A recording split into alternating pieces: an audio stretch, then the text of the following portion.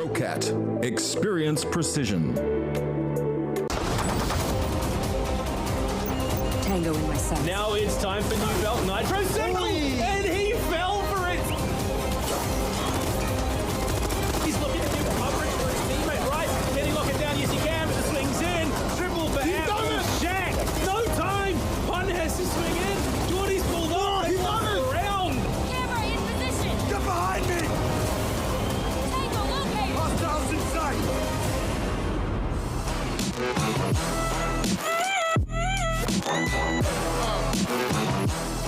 It's hard to believe that we are finally here. It's grand final time for Season 1 of the Rocket LPL Pro Rainbow Six of 2022 Cthulhu. It's been a long run. 8 weeks of play leading up to this moment. Here in the final play day, we have 2 teams. I mean, how are we feeling after everything so far? Honestly, I'm ecstatic. I'm excited for tonight, given we started off with 8 teams. Now we are down to 2.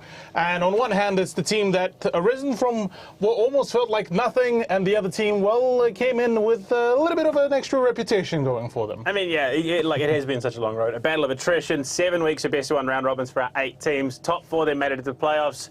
Well, unfortunately, last week, 2 teams then unfortunately were knocked out. We find ourselves with the final 2 coming in today, and they are playing for the biggest cash of the prize pool, obviously. 3,000 in total, 2,100 to give away tonight, 1,200 of which will be going to the winner of our best of 5 coming into this Cthulhu. Yes, sir. I mean, it is a big match today. And you know what the best bit is? It's not just the teams that can walk away with some goodies, it's you guys at home as well. Once again, we're giving away some R6 credits. Make sure you tweet at us using the hashtag on your screen and tell us who you think is going to win the final and why. Look, creative answers, be funny. Maybe, maybe it's silly, he disconnects and he can't get back in, or, his dog runs away with his mouse. One of the, just have a bit of fun with it. Yeah. It is what it is. But you know what else it is? It's highlight time. Let's get into it. Let's have a look at the semi-finals and how we found ourselves here with the 2 teams remaining. Underground, they tried their darndest. They gave it their absolute best, but Team 7 coming in and putting the show on the way that they did. They were in control, start to finish, absolute domination.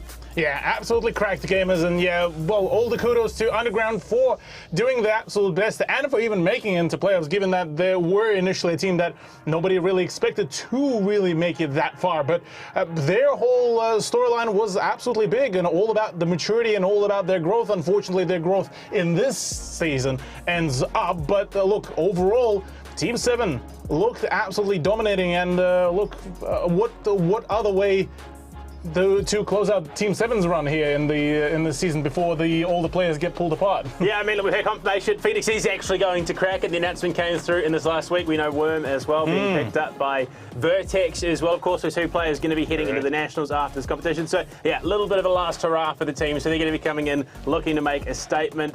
Unfortunately, though, their opponents for tonight, Odium, 2nd overall last stage in the Nationals. They're a coordinated team, they're an efficient team, and they have found their core 5, and they are looking sharp. Absolutely, yeah. A team that, look, the core 3 stuck around for quite a while, and then coming in the additions of Logic and Supremacist put the team out there on the radar even further within the LPL Pro as well. Supremacist's introduction into the roster has been rather stellar, so I gotta say, Odium roster are certainly looking very sharp today. Yeah, they took down Altazelios quite comfortably, of course, to find us where we are.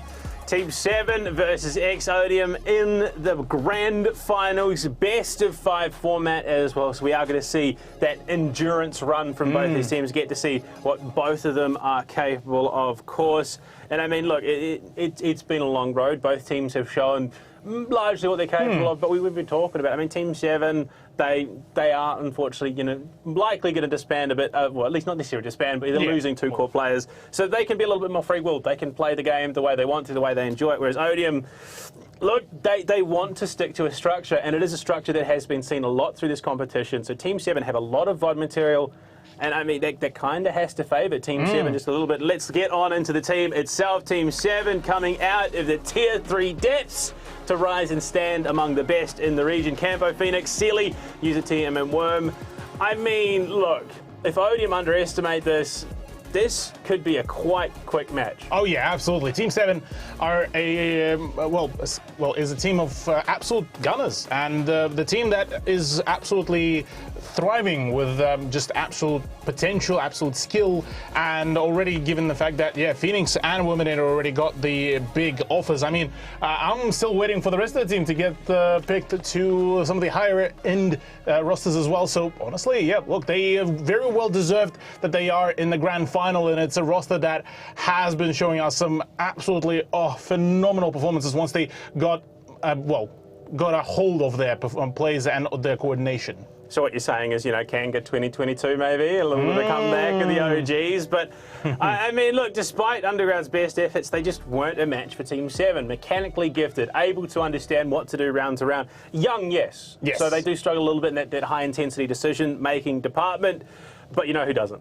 You know who doesn't struggle with a high-intensity decision? It is Odium, or ex-Odium now, of course, coming to this competition. It's been a bit of an uneven road. They were playing largely with 4, having Pants, their coach, step out and play. Now they've got Supremacists, they've got their fight, they've gotten in a decent couple of weeks' worth of practice.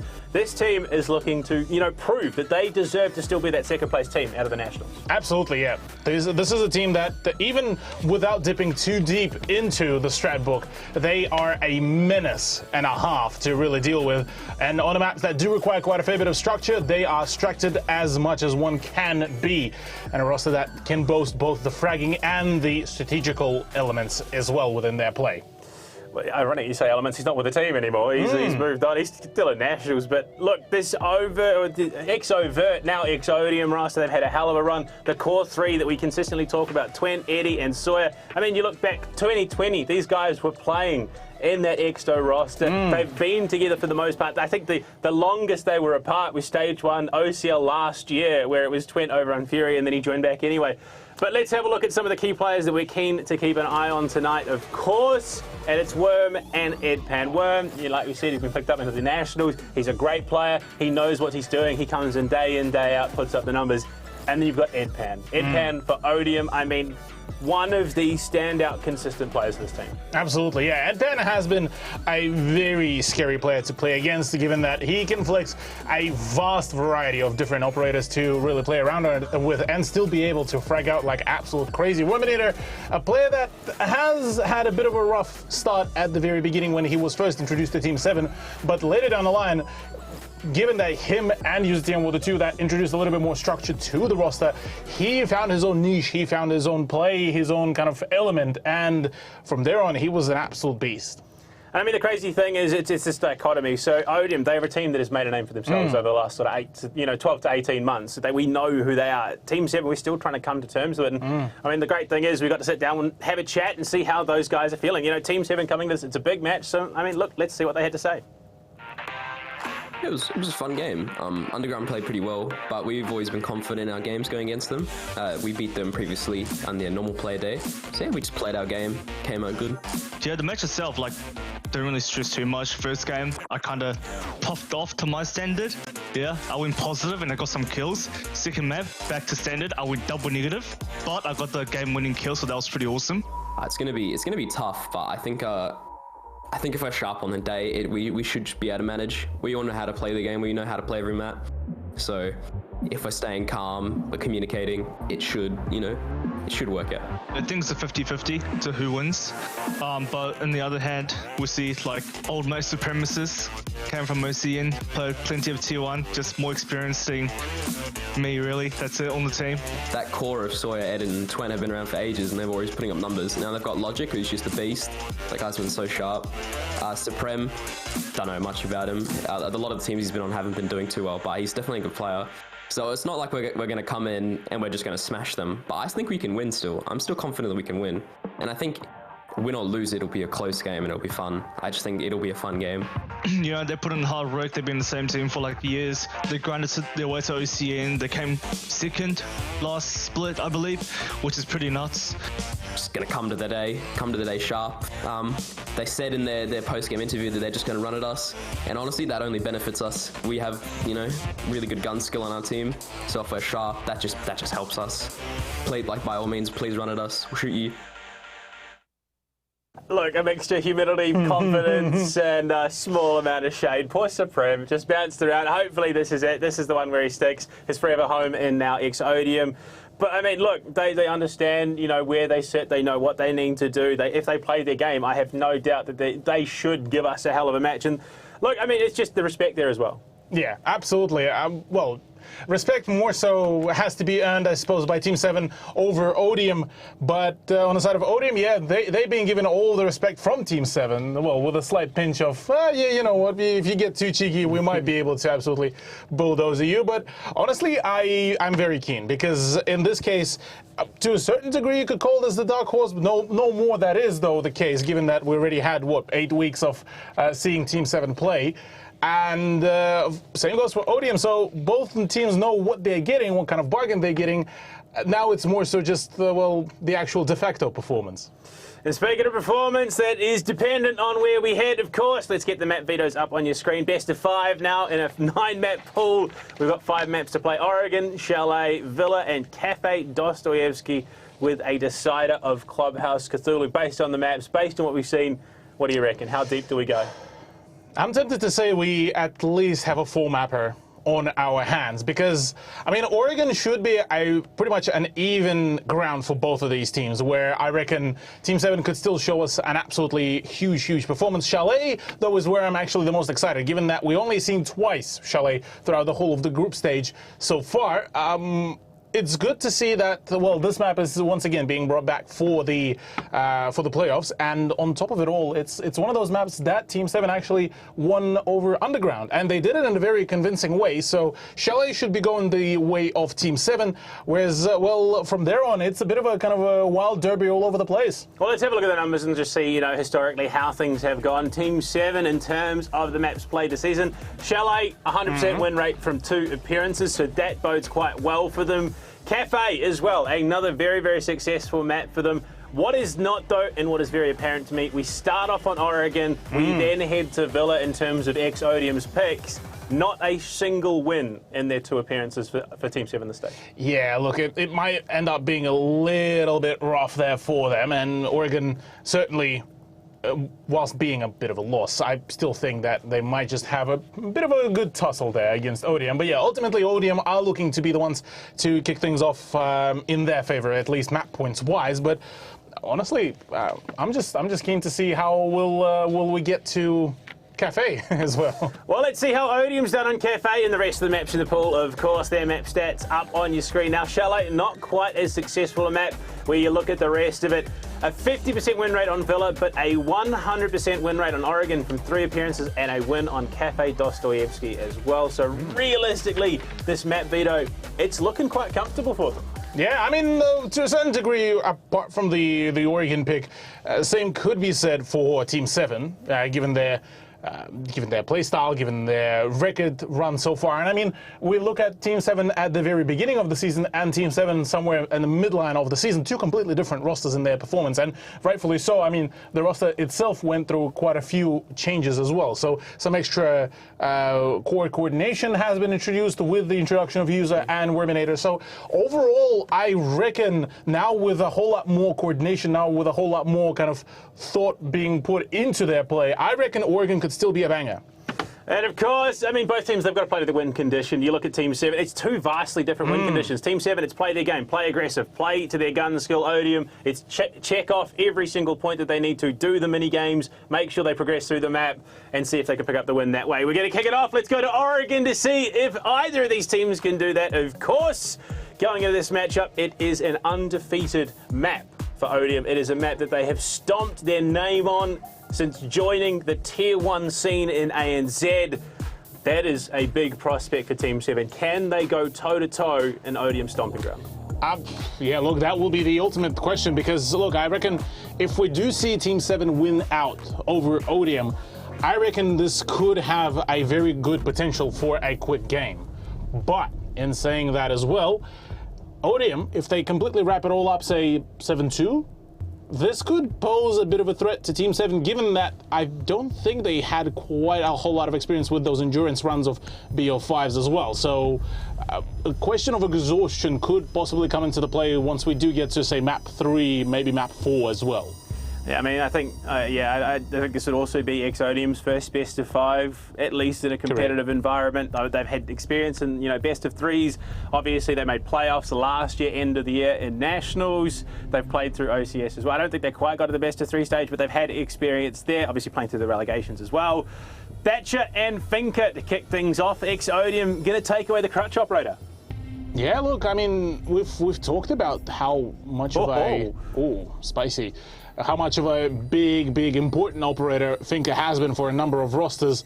And yeah, Alibi being a bit of a counter pick here against Phoenix's play. Understandably so. I mean, the man has been fiending. But in saying that, the whole of Team 7 were able to absolutely fiend it out on Alibi. So it's a bit of a kind of a question mark pick for me, at least personally. But on the side of Exodium, it's still a decent pick. Get rid of the Alibi plays, get rid of the flexibility, the gun, the impact grenades, even the Alibi holograms as well, that are an absolute nuisance to play against. So, suppose we'll have to wait and see. Another point worth mentioning is that Alibi was the operator, or like, I suppose the mascot operator for the team of Exodium when they were back under the banner of Overt, and this was their go-to pick back on Clubhouse, if you remember the purpose for it. Yeah, the power of the water tower, Prisma. A rather tough prospect to clear out, but it took teams a while. They finally figured it. Right now, we kick things off. Basement defense, Team 7 heading down there to try and hold out against the onslaught from Exodium. But it's the picks that we haven't really talked about coming into play. Mira is available. Valkyrie as well will be available in this setup. But Ella for user TM coming into play with that Scorpion. I mean, User is known to be a bit of a fiend whenever he actually feels like he's in a game. And him on a Scorpion with quite a pretty large magazine as well on that SMG could do quite a fair bit of damage. And be it again. Hello, Oh no! That's the plan of User's completely now thwarted, so he will need to obviously go for a bit of a reposition. But I reckon this whole lineup is actually quite good, given the fact that, yeah, you pointed out quite well. Valkyrie overall has a 50% ban rate, whilst Mira has a 79.2. Kind of nuts. Win delta percentage and all that. But right now, Worm looking to get aggressive up in the big tower with Malusi backs off at the moment. Doesn't want to over-aggress and lose out too early on. Will actually call for the full retreat. Multiple members heading back down to the basement. You look at it, 4 players, 5 players there with Sealy probably looking to get aggressive out towards Con. That's aggro smoke. You love to see it. I mean, Sealy was known to be that aggro player on quite a frequent basis, so understandably so the man would want to play in the face of their opponents. But it's curious to see that Exodium, you know, we were talking about this on the interview. Team 7 were talking about this. They want Exodium to run at them. But that said, running is not happening yet. This is a very methodical kind of approach, very paced down almost, making Team 7 start maybe doubting themselves to a certain point. I mean, I think it's one of those lessons that we've learned, you and I sort of over that last 2 months. What logic says doesn't necessarily match up to how things will go in the server. He's one to talk a big game, and it is, I would imagine a certain amount of psychological warfare just sort of trying to get in their opponent's head. So, I mean, Team 7, if they've come into this expecting Exodium to run at them, and Exodium are playing their structured, slow-paced game, it is going to throw them off. Absolutely. Already quite a fair bit of clearance is happening around the E-box as well. With a minute 15 to go, Exodium are looking to be pretty precise on their push. The premises as well on the freezer stairs should be able to cause at least some form of a ruckus, but the issue being he is also low dolo there, so meaning, well, if he does go down, it's only a singular front that is being assaulted by Exodium, and that is usually not really boding well for them. Looks like it's a 3-front approach, apparently. Couple of players over towards the tower stairs, one towards freezer, one towards construction as well. They're going from this at multiple angles, trying to play the numbers game. Twent taking some damage. He is down, looking to try and pressure in onto this side. And already the shot's ringing out. Soy taking some big damage as he pushes on through. They've got types, and they take 3 in succession. Exodium, they'll take a 4th as well. It's Campo alone. And how do you like that, Team 7? Exodium kick it off with a flawless. What a play. What a play from Exodium, starting things off quite well, quite confident. Albeit, keep in mind, we still have, if this still continues, we still have 2 more maps after this, at least. at least. And that's not even including overtime. And that's not even, including overtime. And look, that's a whole different can of worms. But that's a very solid start from Exodium. They're one of the teams actually that is a rare breed where you have the ability to play a very coordinated, very utility stacked lineup. But they came from the background of being the absolute fiends in the rank. AKA, each and every one of them can frag out and will frag out given the opportunity. So, I mean, you look at the lineup, Hibana, Ashe, Thermite, Iana, Zoth, all of them can absolutely farm frags, no matter what the situation, namely Eddie with the LMGE, and the current meta as well, he is unstoppable. We almost saw the pocket pick. Sawyer hovering the Ying there. It's going to be a buck instead. As we head up to Dorms, Team 7 obviously deciding that basement defense wasn't going to cut it for now, so they're going to try something else, try and break any sort of momentum Exodium are looking for.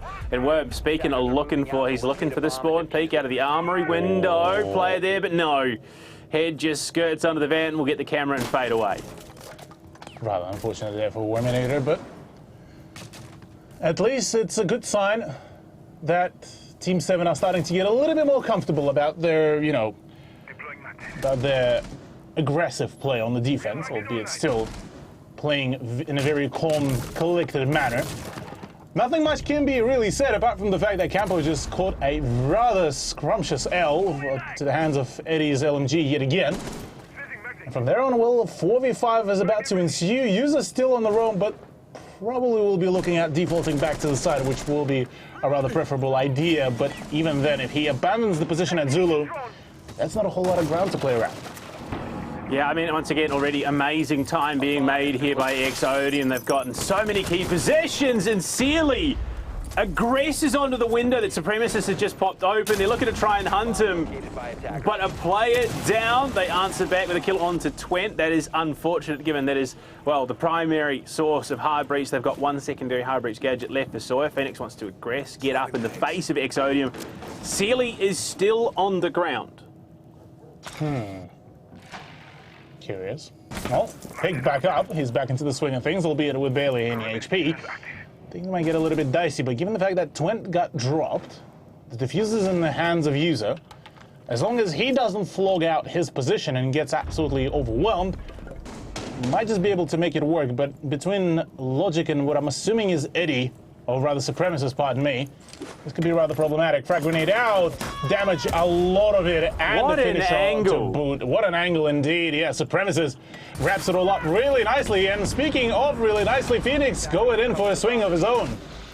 Unfortunately, Log with a flog, Worm there to follow up and just compound the losses at Odium are suffering. The drift, the drive-by, confirmed by Sealy, and Team 7 just goes to show a flawless round is not a match for make. They answer back in kind, not necessarily flawless, but a very convincing win nonetheless. That was a disgusting reswing from Worminator. Fade away into fade in, back again.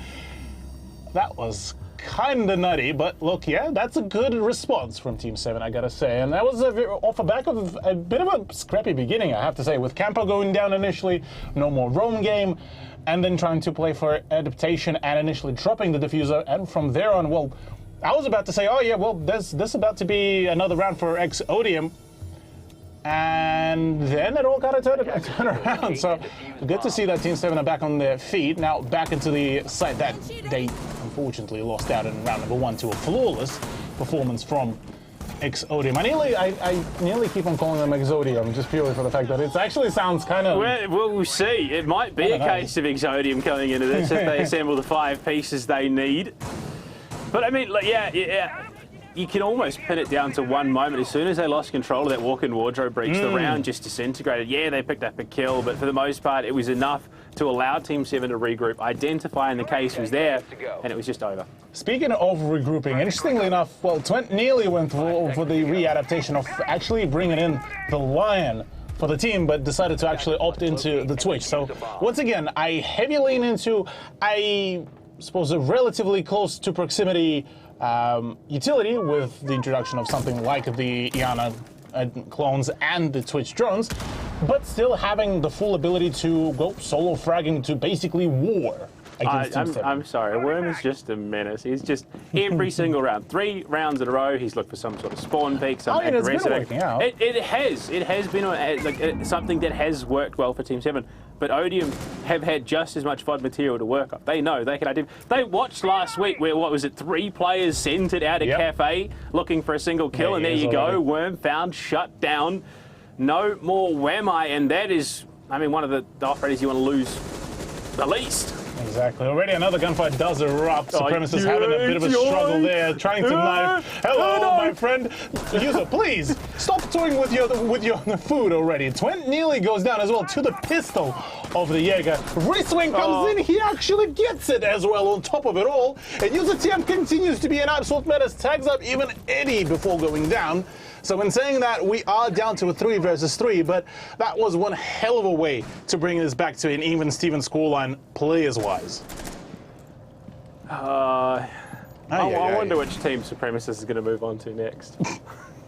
That's a career ender. I have to say, the ARX can be a truly unfortunate weapon, the limited mag size. But then it's the fact that the game are running the gun 6. Yeah, it's that moment you're like, cool, I can go for the set. Oh, gun 6. Oh boy, I'm in trouble. Goes to the knife. Oh, that's right. User TM on the Jaeger, has a secondary pistol. And unfortunately for Supreme, we caught all of it on camera, including the follow-up kill onto Twent. Stay back. All set. Breaches starting to come around. Looking to find an opening here. Pressure point. Speaking of one, Phoenix finds the zone. Phenomenal drop down. Another one comes in, pre-aimed and prepared. Eddie is. Once again, the man is an absolute menace. Another reswing, but this time it's built differently. Sealy with a trade. But it doesn't matter, Sawyer was there for the answer. Odium picked the round up. I mean, Eddie holds down Mouse 1 and just says, come on, I've got 150 bullets. Just come on, feed it in. Gets the kill. Odium with a round that they probably had no right to win, if we're being honest with ourselves. The defense was quite clean. Unfortunately, they just weren't aware of Sawyer playing laundry. They clean it up. They take basement once again. This is not a site that is working for Team 7. Yeah, Team 7 so far been feeling still comfortable, still feeling in their element. Well, for the most of it. But maybe 3rd time's the charm going to be here for them. Odium so far has been seeing a pretty decent approach, but given those hiccups, given the fact that obviously the Nationals competition as well starting to roll up relatively soon, can't really be going around exposing all of their strengths, I suppose. So they have to be very much wary about that one, I suppose, and that's where possibility of later down the line some of the strats not being fully unveiled would be a point of a concern, but still though, Odium could, or rather ex-Odium, about to still continue their streak. Look, I respect the positivity. We have no idea when Nationals is coming. Come on, Rainbow Six OC, please give us the news. We want the dates. We want to know when Nash is coming back, because I want to see Kraken go hard and Phoenix along with them. I'm excited about that. Odium, look, they're going to be there too. We know they're going to have a bit of fun. They're going to do their thing. But right now they are doing their thing. Look, even the rounds, the fact that they've been, flying by the seat of their pants and just picking up the wins, it's still impressive gunplay that is leading them there. Yeah, the gunplay has been absolutely stunning, gotta say, from both sides, but it's more so just so far been about just how many mistakes can one team make over the other. Interestingly enough, a bit of a change in the play from Team 7. Wominator learning his mistake of being hunted down now very thoroughly by Logic, decides to opt out of expanding anywhere far, so is User. And kind of from there on, it's a bit of a turtle setup, really. Once again, the hatch is basically uncontested, meaning that, well, for ex-Odium, not a whole lot of time will be really wasted on just clearing out all the positions, getting the breaches done. With a minute 40, that's still plentiful well, time utility to really play around. I mean, everything is just leading to me leading me to imagine that, you know, like Sealy said in the interview, you know, if they've said they're going to run at us, if they want to run at us, good, go for it. They are playing for that style of approach. Phoenix, again, gets taken out by Twent, just swinging aggressively bottom laundry. But everything they're doing, it's reactive play. They are waiting for Exodium to come to them, but that's exactly what Exodium wants. Yeah.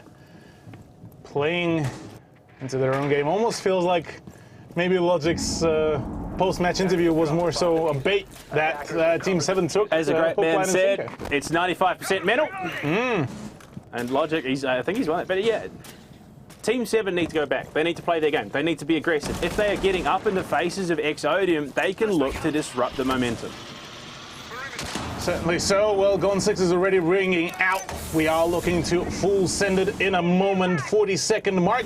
EE1D about to possibly pop and already passing through. This is the go time. Drop down. 2 big kills. Twent and Logic team up for the big ones. They almost find a third onto Sealy with that shotgun. It's going to do the work they need. 4 versus, well, now 3 versus 1. Big shots from Campo. We've seen him clutch these up before. 1 EE1D. It is going to ring out with 18 seconds left in the round. They don't have the diffuser now. They do. Twent on the plant. Sawyer wants to cover. There is the nitro in the hands of Campo. If they can long arm it here, Campo might shut this one down. What does he see? Absolutely nothing. As Sawyer will clean him up through the punch holes. Another very convincing basement attack from Exodium. Well, you say convincing. This was almost completely thrown away by that team.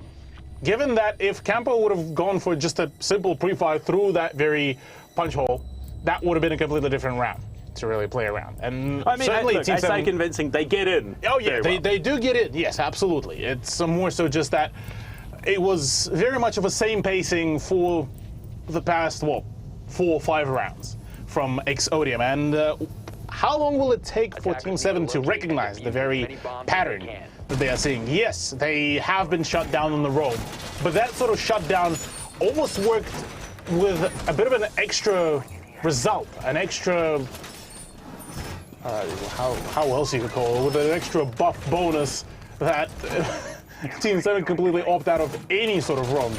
Their spirit has been, to a certain point, a little bit shut down and saying, okay, well, let's try not to do that. Well, I mean, it feels like they're playing. It feels like it feels like they're playing scared. They're not up and aggressive. They had a couple of moments where they're up in the face, and the most successful one being user TM with a bit of a flub courtesy of Supremacists. But I mean, they almost need to lean back into it. Yes, they're looking for spawn peaks, but it's about those buffer rooms along the way under sight, because you're not going to come straight through the double window into the Dorms attack. You're going to be looking for white stairs. You're going to be looking for attic. Send some players downstairs. Look to get up in the face. Try and find those aggressive positions where you're not caught and you're not spotted. You've got a Thunderbird as well to boot, so you can get away with it. Yeah, I think at this point, Thunderbird is almost like a requirement for your reinforcement of the roam game, and understandably so, a good decision here by Team 7. But I'm curious what else can be done. Already one of the C4s, I believe, just got extinguished out here. Of the games window. Out of the games window, yeah, by Phoenix. I mean, decent idea, but again, the execution wasn't particularly the one to really boast about. Sawyer, though, bringing out the Ying that we mentioned before, could be that big spanner in the works, though the roam of Campo as a vigil downstairs could do a whole lot of great work, but already a lot of damage being dished out by Logic himself. Thunderbird in play will utilise those Kona stations to get Phoenix up, and he is a key part of this defence here. The Warden, with his glasses, dealing with Sawyer's Ying Worm.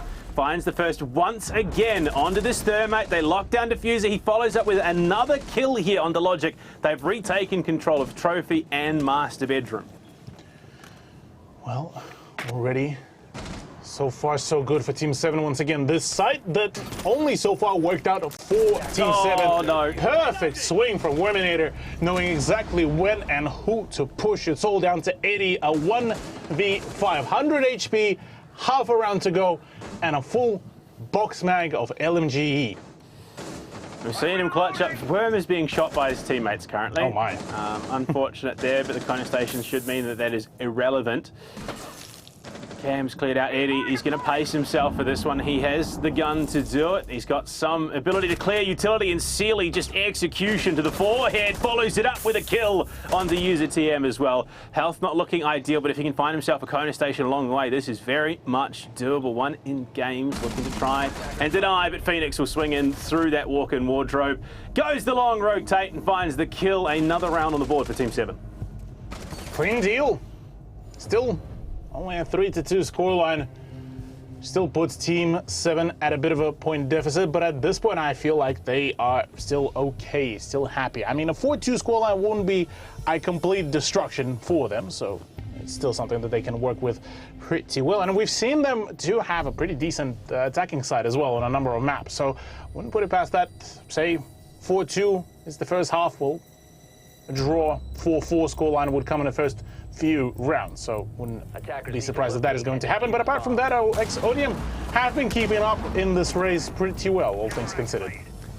The French duo on the defense making an appearance here. Both the Rook and the Doc. We Surprised had it's some not meeting. eliminated that picking one of them. Yeah, look, I'm not surprised. I mean, look, this is what, 3 MP5s on the board, 4 MP5s on the board.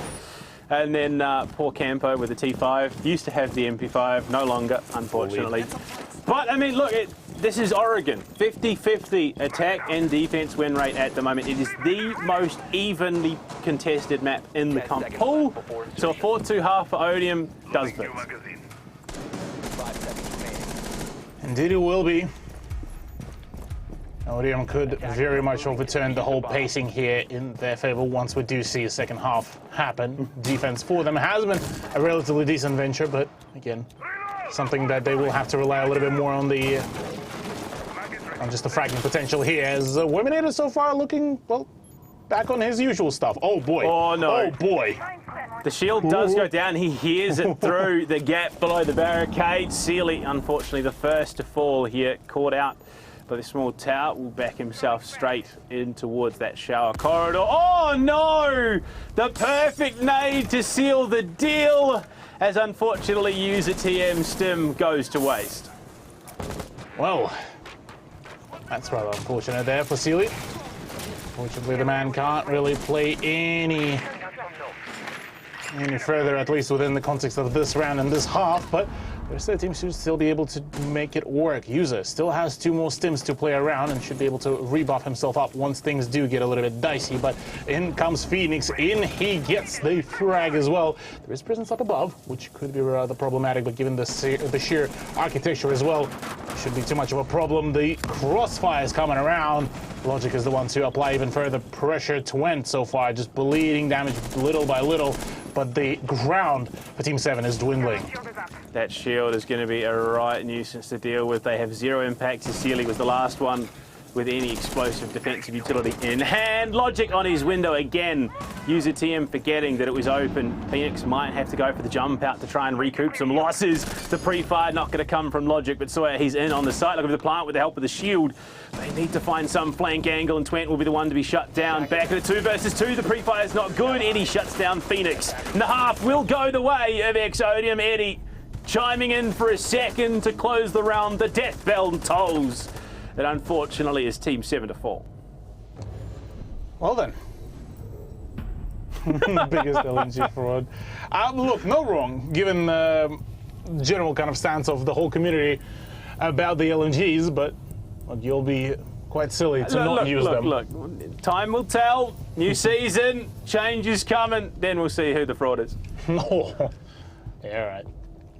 I mean, look, I'm very much hyped for the next season once it does drop. I mean, having both Azami and Sense could be rather No huge. quarantine, crouch walking changes. Oh man, it's gonna be so good. Too bad I still can't shoot. Oh well.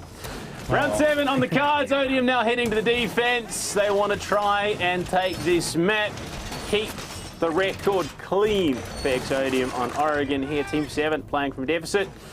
Eddie, unfortunately it's not an LMG for him. It is going to be the Warden instead. I mean, Warden could still be a dangerous one, and I believe Eddie previously already flexed the Warden pick, so man pretty much knows exactly what to do, how to play him around. And I mean, between the SMG-12, the C4, the ability to see through smokes should he need it, it's a really versatile loadout, especially now that the new season will come soon. He wouldn't become even more relevant. I mean, it's wild to me to think. I mean, you look back like stage 2 OCL last year. I'm thinking like Kaken, playoffs, picking the Warden. We don't know why, but he does it. He makes it work. And it's weird, you know, what, almost 12 months later, Warden is a staple of a competitive defensive setup. Phoenix, now with the LMGE in hand, spots one. Can't find it, unfortunately. Sawyer will back himself out.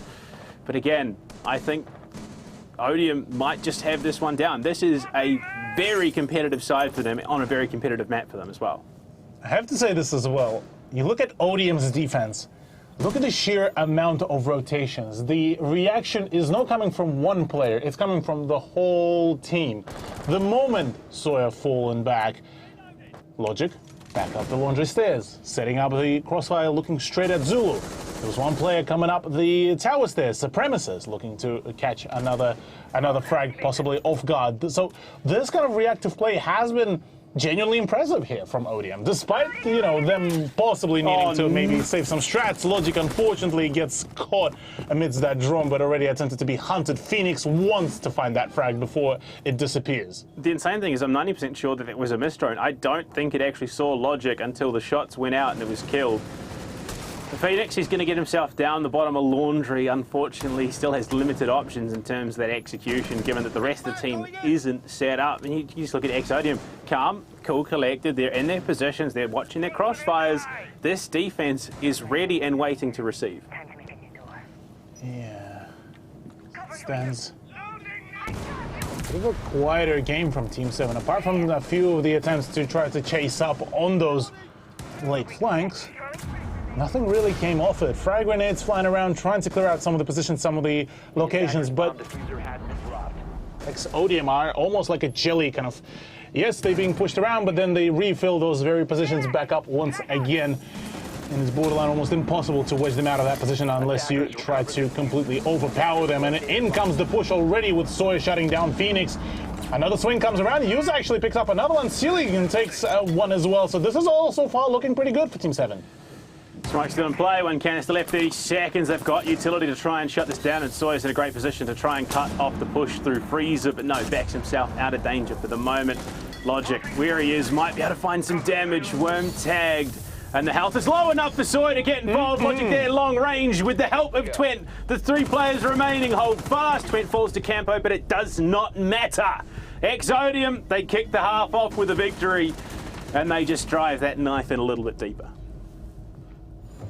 Clean cut, clean deal from Odium. Just as we were thinking that Team 7 might just have what it takes to completely yoink away that 100% win rate from Odium on Oregon. Well, that seems like that is not part of the plan that Odium drew up for themselves going into this grand final. So Oregon so far being their own stomping ground. 5-2 scoreline does certainly promise us somewhere a much more dominant score than one we originally anticipated, or at least myself. Yeah, we wondered, you know, sort of how much was coming into this from the side of Odium, and how much, you know, Team 7 sort of a last hurrah. From here, the team, you know, splinters off. 2 players go up into other teams, and the core 3. We're not quite sure what's happening with them, but you'd hope that they'd be sticking around, of course.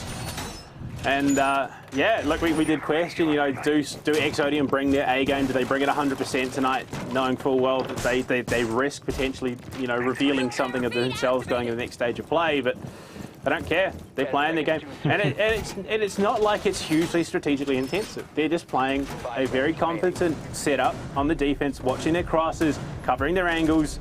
There's no, you know, there's no Kavira hiding in the depths of Tier 3 or anything like that. They're just playing a comfortable game. Yeah, comfort zone, it's all about that.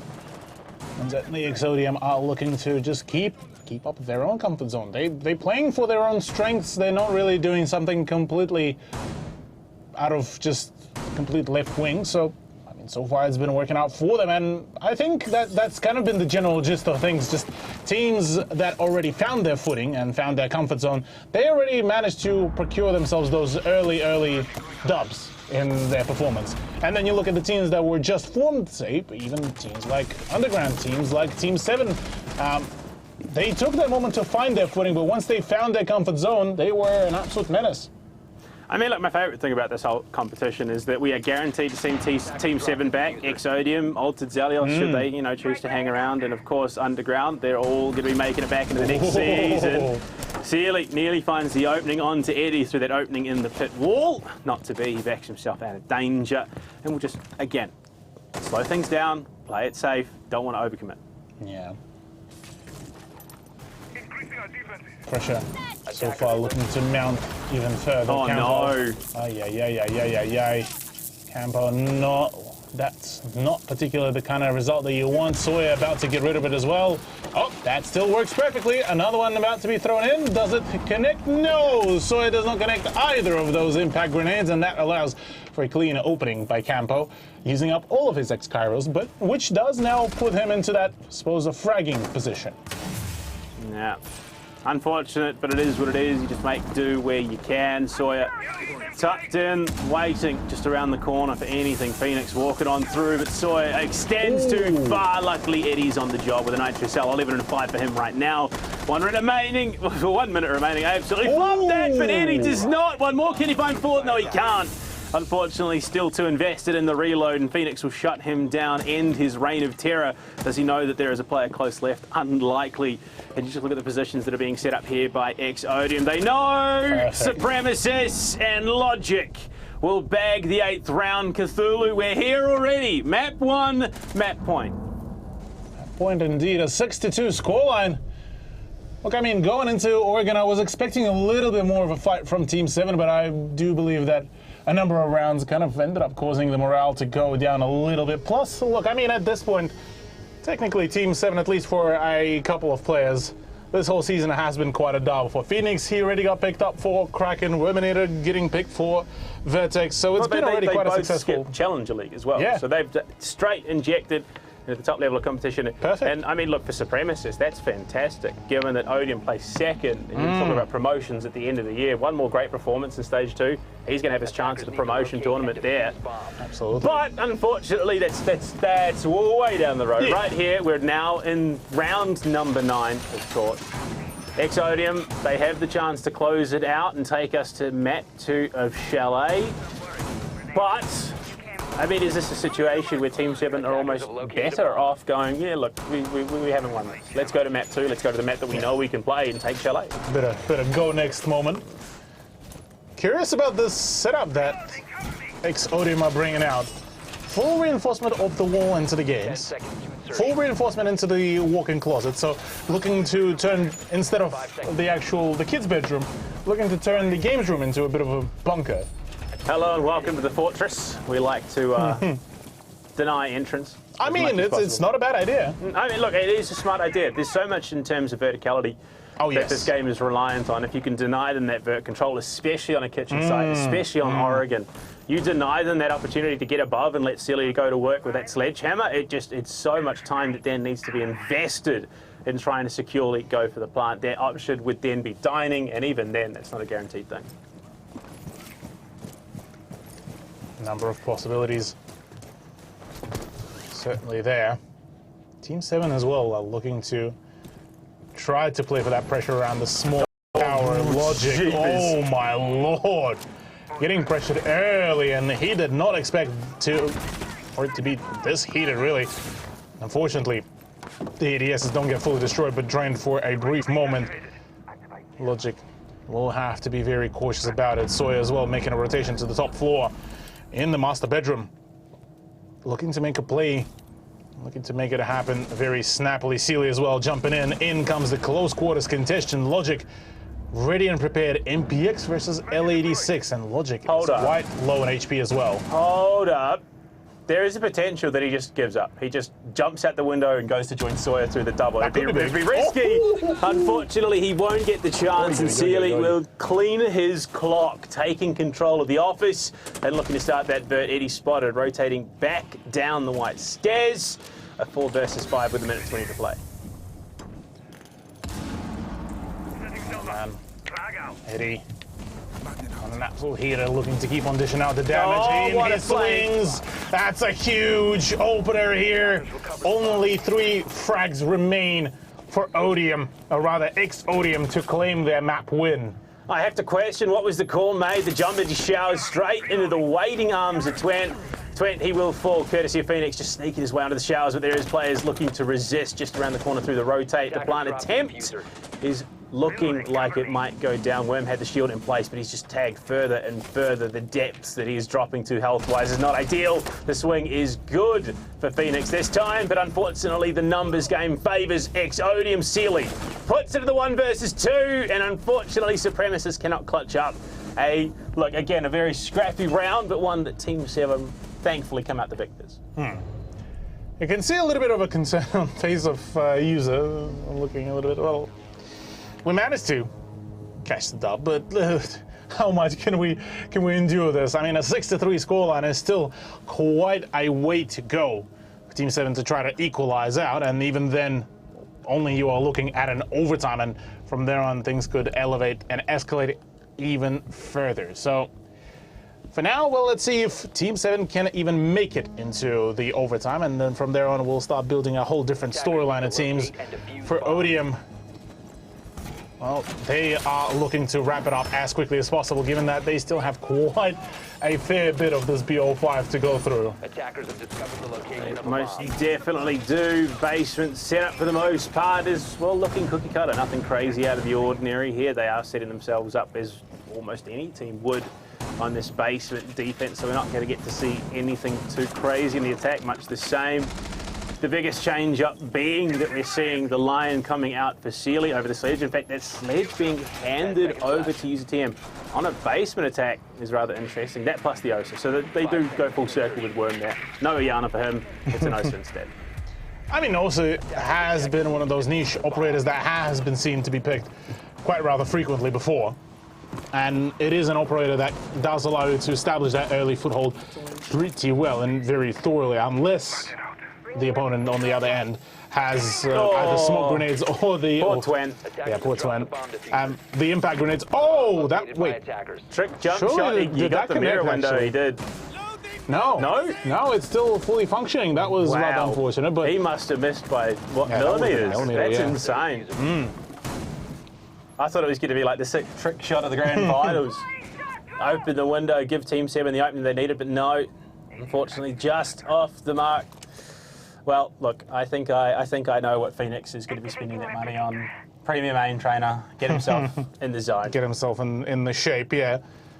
I mean... Look, jokes aside, Phoenix is an insane gunner. Yeah, Phoenix already proven himself that he is absolutely huge, so understandably so. We'll be looking to continue to be an absolute menace. F2 in the hands, an absolutely laser beam of a recoil pattern for him to really work around with. Certainly, Team 7 might just be able to bring this back. Interestingly enough, they actually decided to rotate the Osa around to the freezer stairs to try to establish the foothold there, rather than even trying to even get remotely close to battling it out on the bunker. But the beautiful thing is that, well, they didn't have to, because, well, Twin, yes, he will be an absolutely deadly menace, but you don't have to battle against him. Instead, you just go in for the swing, get the better of logic. Sawyer, though, he will be a whole different nuisance to really talk about. The numbers game once again playing out for X-Odium. Look at that, Eddie's double positive right now, something that you don't often see. 14 and 7. Playing the big tower stairs, him and Supremacists do have a little bit of crossfire here towards Boiler, and they did relocate Twent with that shield to try and contest towards Freezer. Again, the pivot coming out of Team 7. It looks like it might be that E-Box drop to come into play. They don't really have the utility to try and clear it. User team, again, isolated, so this is a very spread thin Team 7 who are already playing from a deficit right now. Supreme gets himself out of danger. It just seems like Team 7 can't figure out where to go. Yeah, still struggling for the ground, for the space to really work around, and already only 2 players remain. User TM and Campo. Well, now it's only User TM to try to make anything work, maybe farm up a few more frags, but even that is being completely denied. First map to go into the hands of X-Odium, as they are very confidently still chugging on in front of their, well, competition. Yeah, I mean, look, they shut it down. They shut it down quite cleanly. They take the numbers game. I mean, look, you got to respect the aggressive swing in there, but it's the fact that they had support. They always seem to have support, whether that's in the form of a crossfire or a player on the shoulder ready to back up. I mean, Logic. Hey, look, it was a very lucky kill with the Nitro Cell. We'll leave it at that. But you know, getting that swung on, if there hadn't been Soy behind the shield, that would have been a free kill, free position. Yes. That Team 7 could have translated into win. But it's just, again, Exodium playing their game. Oh yeah. Exodium certainly are keeping themselves rather nice and all snappy on their play. And look, on the side of Team 7, unfortunately, yeah, the loss streak on Oregon continues. But in saying that, it's not over yet. It is a BO5, so we still get quite a fair few maps to still be played through. And, well, up ahead is the map that they personally have a 100% win rate on.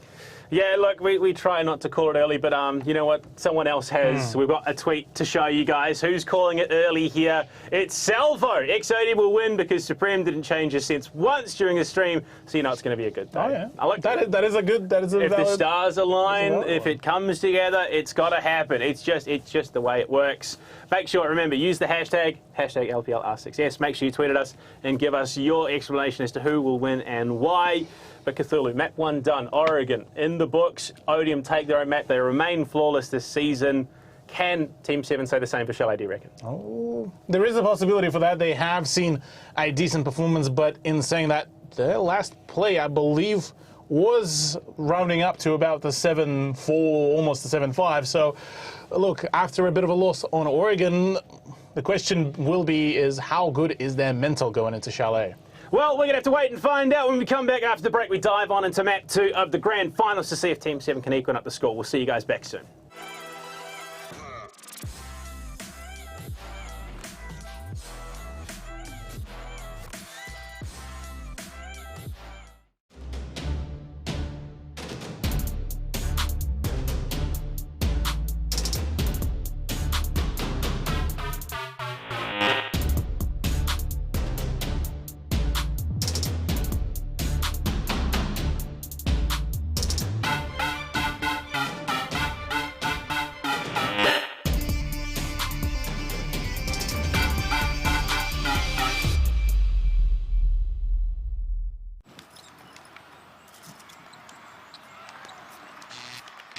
How to do nothing.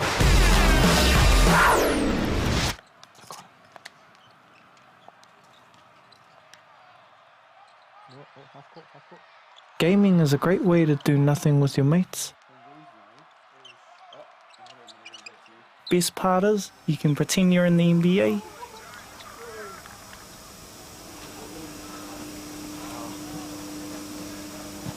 Even when you're in your stepdad's garage.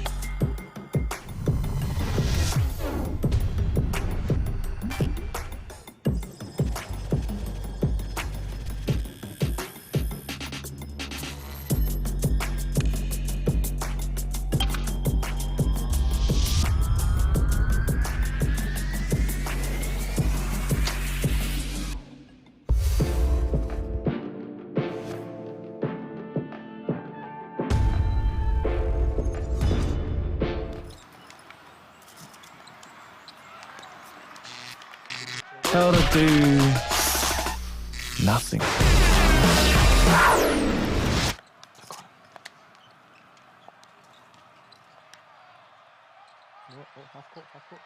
Gaming is a great way to do nothing with your mates. Best part is, you can pretend you're in the NBA.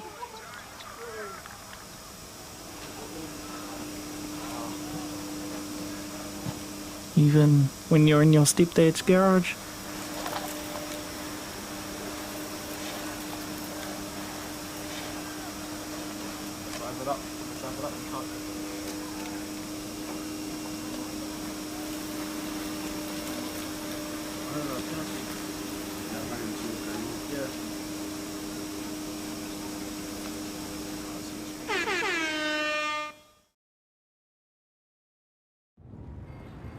なぜいつもここに来るんですか？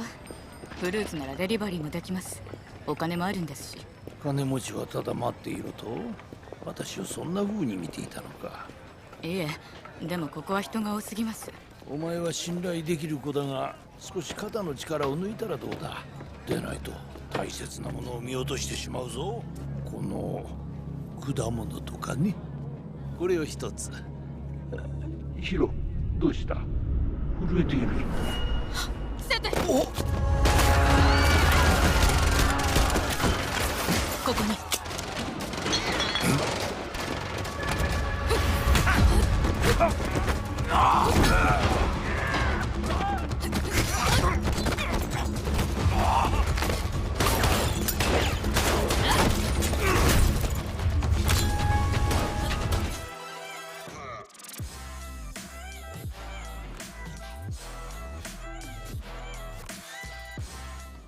Hello and welcome back, ladies and gentlemen. We're coming into it hot off the back of Oregon, of course. I mean, look, let's be honest. It played out how we expected statistically. It is a phenomenal map for Odium. Look, it's what it is. Let's just leave it at that. Let's turn our attention forward. And speaking of turning our attention forward, this Friday, it's all kicking off our new Clash Royale competition. Check it out, 6 p.m. AEST, 8 p.m. NZST as well. It's looking exciting. It's looking fresh. And look, it's something that you should definitely check out if you've got the time, Cthulhu. But yeah, look, Oregon, it was as we expected. Odium came, they played their game, it was their map. Absolutely, yeah. Odium just played into their comfort zone, and it was pretty well organized. I say that though, a number of rounds were still looking pretty solid in the hands of Team 7, albeit only 2 were actually scored, and the rest of it was pretty well taken apart by Odium. Very clean play. A couple of points were still yet to be proven by Team 7 overall, but understandably so. Look, taking on your opponents who have a 100% win rate over multiple rounds and multiple maps, well, it's definitely was already quite a challenging run from the get-go. So going into map 2, I'm still thinking that this could be, and it has the possibility of absolutely being a heater. Yeah, I mean, look, I think it's a safe argument to say that we're not seeing 100% team, Odium right now. They were never going to invest their full effort into that because they want to, they want to keep some stuff going in the next stage competition. But even then, it still looked convincing. They still played the game. However, though, now we're going to Chalet, which is a different story. We haven't seen as much from them on this map. Team 7, they picked up a very impressive win on Chalet as well. But that was a while ago, so this it feels like a more even territory. Yeah, this is definitely looking to be a much closer map to play, really, for Team 7, given that it has been one of those maps that they exclusively picked throughout the whole of LPL Pro group stage, and it was a map that they have started the whole downfall of UG as well, which was a very big thing, at least within the group stage, given that UG prior to that were looking undefeated. And going into this one against Odium, I reckon it's still going to be something across the lines of maybe a 7-5, but I think that Team 7 definitely have a really good chance of taking this in their hands. Well, I mean, Oregon, it can get a bit hot over there. Chalet, it's a different story. We're going to cool off now. We're going to look to keep things nice and icy as we jump into map 2. This one being Team 7's pick, of course. I mean, if you had to break it down to one key factor for each team, what is it that is going to win Chalet for these guys? Well, for Chalet, really, just continue the very much similar playstyle. Don't let that kind of roam clear that so far Odium been committing to. get to you and really keep on those aggressive kind of in your opponent's face plays. Ban-wise, I mean, as long as they can get past the whole hurdle of missing out on Finker, I reckon Team 7 have basically all of the tools in their hands. Get rid of maybe somebody like even an Ashe ban could at this point really work, given that Logic has been favoring the Ashe player, the Ashe op instead. But it's a Zoff ban. Eddie, no more of that. Say no to LMGs, yes. Thank you, Sealy. That's the plan. Whether or not Exodium do stick to it, of course, is a different story, given that there are so many operators left open. The Finker ban, they respect it. No LMGs to come into play, no Finker, no Zofia, which leaves just everything open on the attack right now. Defense-wise, what are we going to see? Exodium, what do they want to take off the board? I mean, is it an idea to pancake? It's going to be the alibi again. Okay. So Finker alibi, a staple here for Exodium. Team 7 now have the option. There's so many options. And on Shelley, I mean, what? You get one of what? Cade, Mira, Valkyrie, Frost even. Could be, yeah, where am I? There's just so many options. It's going to be the Mira. So Cade up. I mean, look, yeah, Thatcher and Maverick are in play, but you can get quite creative with those artillicors. Yeah, artillicors could be rather dangerous, and certainly the ban phase has put quite a bit of a smile on both teams' faces, but yeah, curious how will this matchup really develop, because I reckon with the ban phase, with the way how it went down, it favors to a certain degree the defense a little bit more, because you have so many operators that usually get banned. I mean, Valkyrie is still in the play, the where am I? We've seen a Rooney at times even. Still, yeah, Rooney, yeah. Sorry, I blanked out there for a brief moment, but yeah, still quite a plethora of operators still there for the play. Meanwhile, on the side of attack, both of the LMG operators completely gone out. I mean, you still have Ying, you still have technically V3 aware of Lion as well to really play around. Capital Gridlock, look, it's Capital Gridlock, Fuse as well, but all those are not quote-unquote the meta LMG users. They're not Finker, they're not Zoff, who have such a hefty amount of flexibility that it's almost a must pick in the current meta. We are going to see a bit of a staple here on Shelley, that being the Frost on the defense. Those mats can be a real nuisance, especially if you're not scouting them out, you're not droning it. No, poor Sealy. He's dead. I wonder if it was a cosmetic thing, potentially. Yeah, he's unfortunately got a skin on. They lose Phoenix as well. Just absolute downfall in round 1. That's why you got to check before your official matches, guys. Take your skins off.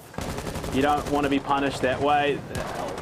And right now, I mean, 2 quick, well, technically kills, quote unquote. 1 actual kill onto Phoenix and Sealy going down. That's brutal, especially given the Frost mats weren't put down. Yeah, not something that you would want to encounter in the early stages. Sealy does return though. So it's back into the swing of things, and certainly, well, T7, whilst being put at a bit of a deficit, they might still be able to propel at least certain bits of the attack, learn up on the pattern from the early stages, but already with Supremacists jumping in, Twend also looking to follow up. This is looking to be like a very momentum-based push here from Exodium. They're on the hunt. They know that Campo's upstairs, and unfortunately he isn't for much longer. Eddie there will hunt him down and bag the trophy. 2 players to the 5. User team tucked deep into storage, and Worm was playing over towards Dirt. Okay, he's going to aggress, but unfortunately shut down immediately courtesy of Eddie. Can they find anything more? No. Quick shutdown by Exodium. I mean, that is just a horrifically unfortunate round for Team 7.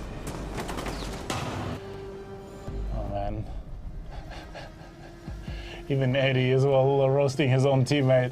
If it ain't broke, don't fix it. Yeah, true. I mean, the MT49 is a scary weapon. What was it? 100-round box mag to boot. The fire arrows plus the smoke arrows, quite still a versatile loadout. Plus, I mean, wait, Eddie was playing Lion. Why is he talking smack? I mean, you could argue that the V308 technically is just a chunky AR, but... Oh boy. Team 7, what's happening? A season too early. He's running. He's trying to get away. Just don't place. Nah, I don't think that bodes too well. Yeah, unfortunately, I mean, is it even worth wasting your rehost? I mean, he's got to die. Unfortunately, that is just the nature of it all. Look, it sucks. It sucks. It really does. But 10 seconds left. it is what happens if you unfortunately make these mistakes. You got to live with them. 5 seconds to go. Yeah. I believe that should be a TK lit it on the line. Must locate and defuse a bomb. And Sky, yeah, Sky, embracing Sky the dark side of the knows. force. Sky knows. Yeah, the verdict is there. The judge and the jury. Well, the executioner this time was Campo as the finisher to it all.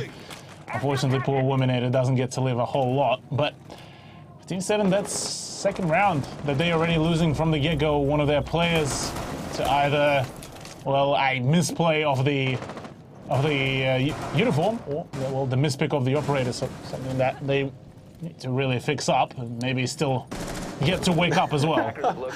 Worm and the fever dream says, can we just go? Can we get a do-over? Unfortunately, old Darth Skydius is not going to give him that opportunity. Unfortunate as it is with that shield head angle, Eddie eats the full damage of the impact grenade. In fact, Sealy cops some of his own. Too focused on Eddie and will be shut down, courtesy of Logic and that machine gun as he finds user TM as well. That double window position is so integral to any attacking setup. Now we find ourselves in a very familiar position. Cthulhu 4 versus 2. The shield spotted by Campo. And Phoenix in the office right now pulls off the door just as the player was swinging. Is he going to be able to find the kill onto Logic? Twent on the plant. No, he's not. Supremacist is there. Campo is downstairs looking for the nitro, and there is Abs. Oh, okay, never mind. There was no one there a second ago, but Twent found it. Campo just makes it work, but albeit the diffuser has been already planted, well, not a whole lot of opportunities are there for the man, and well, he's about to be hunted by the LNG of Log, but jiggle peeking around the area, trying to find his own success, and just pre-fires Campo out of this equation, and well, very nicely done. So far, basically freelo for Odium to take. Yeah, look. They have absolutely no one to blame but themselves, unfortunately, for the situation they currently find themselves in. Logic, though, is not pulling any punches whatsoever. And Worm this time, he's not going to waste any time. He's on the Worm line before there's a chance for an auto pick. Surely this time Eliminator is all keeping himself all steady. And Defenders, protect your bombs. so his reaction was basically describing all of our reaction about the first round. It was just a bit of a abrupt moment. What is going on? What is going on? What is happening? How is this allowed? Just all of those questions, and well, unfortunately, 0 answers, really. And 0 rounds for Team 7. And 0 rounds. And 0, well, almost 0 frags as well on top of it all. Only 0 2 maps. tops. Look. And yeah, 0 maps. The list goes on, honestly, with this one. Well, look, they have the chance of redemption. All the shenanigans are done and dusted. They can try and bring things back here in the third.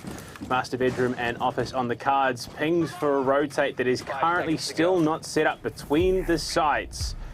And, well, the one player with an impact is Phoenix, and he is down in the basement garage main entrance looking for a spawn peek, but he pulls off before he even gets the opportunity. Premature pull off, just something that you would want to avoid here, really, especially for Phoenix for the role that he is trying to play here. Unfortunately, that is rather unfortunate for him, and instead decides to relocate himself to a different position by the trophy stairs. On the other hand, we do have the votes that came in from the chat as well. 64% of points are going towards Odium, whereas only 36% going towards Team 7, even after the fact that this is the 100% win rate map for Team 7. But at the very least, finally, Worminator is unleashed, albeit only for a brief moment. But a down still doesn't ensure that Team 7 are in the lead. Sealy is just absolutely correct on the sticks and about to run into the LMG. No, he has no idea. Okay. Somehow Logic wasn't sticking out, Sealy. Unfortunately, hubris is his downfall. So on that double window rappel, looking to try and cover any sort of cheeky shenanigan rotates coming through. The wild thing is they've got a minute 45 left on the clock, so there is still infinite potential for a clutch up to come if Logic can get up and into position. Unfortunately, the defuse is not in the greatest of spots. It's right there, Logic. It was right in front of you. What are you doing, man? Yeah. Logic engaging in a little bit of a mild amount of tomfoolery. Looking to assist Sawyer in the push. One on the window, one on the stairs. Both are disconnected from one another. Only maybe a crossfire into the main bedroom is going to be where it's at. Swing about to happen, and already a hefty amount of damage. Swing expected to come out from the connector room. Sawyer already getting the better of user. Fire arrows as well will be forcing some movement to happen, but is it enough to actually fully wedge out the Melusian? The answer is no. It's getting a bit warm in the walk-in wardrobe. Phoenix, no, he's not safe anymore. He's going to tank it. Unfortunately, it's Melusi. You're not that tanky at the end of the day. And all of a sudden, it's Campo in the clutch situation. Coverage being laid down. They do not have the diffuser, though. Logic is going to go and retrieve with 35 seconds remaining, which gives Campo the opportunity to contest Sawyer on that double window rappel. He's going to have to hit his shots here if he wants a chance at clutching the round. He has to have some idea that he's bottom right. The contest from Logic, if he wins the gunfight against Logic here, this becomes infinitely doable. Sawyer into his death with 70 seconds remaining. Logic is going to go for the plant attempt here. Nitro cell in hand. Will he go for the toss? He is. He's got a long arm and Logic pulls off. He's going to dodge the danger. 10 seconds now in which to make it happen. Rotates through piano. 5, 6. It's just not his day, not his time. And Campo will hold fast and clutch it up for Team 7. Read like a book, played like a fiddle.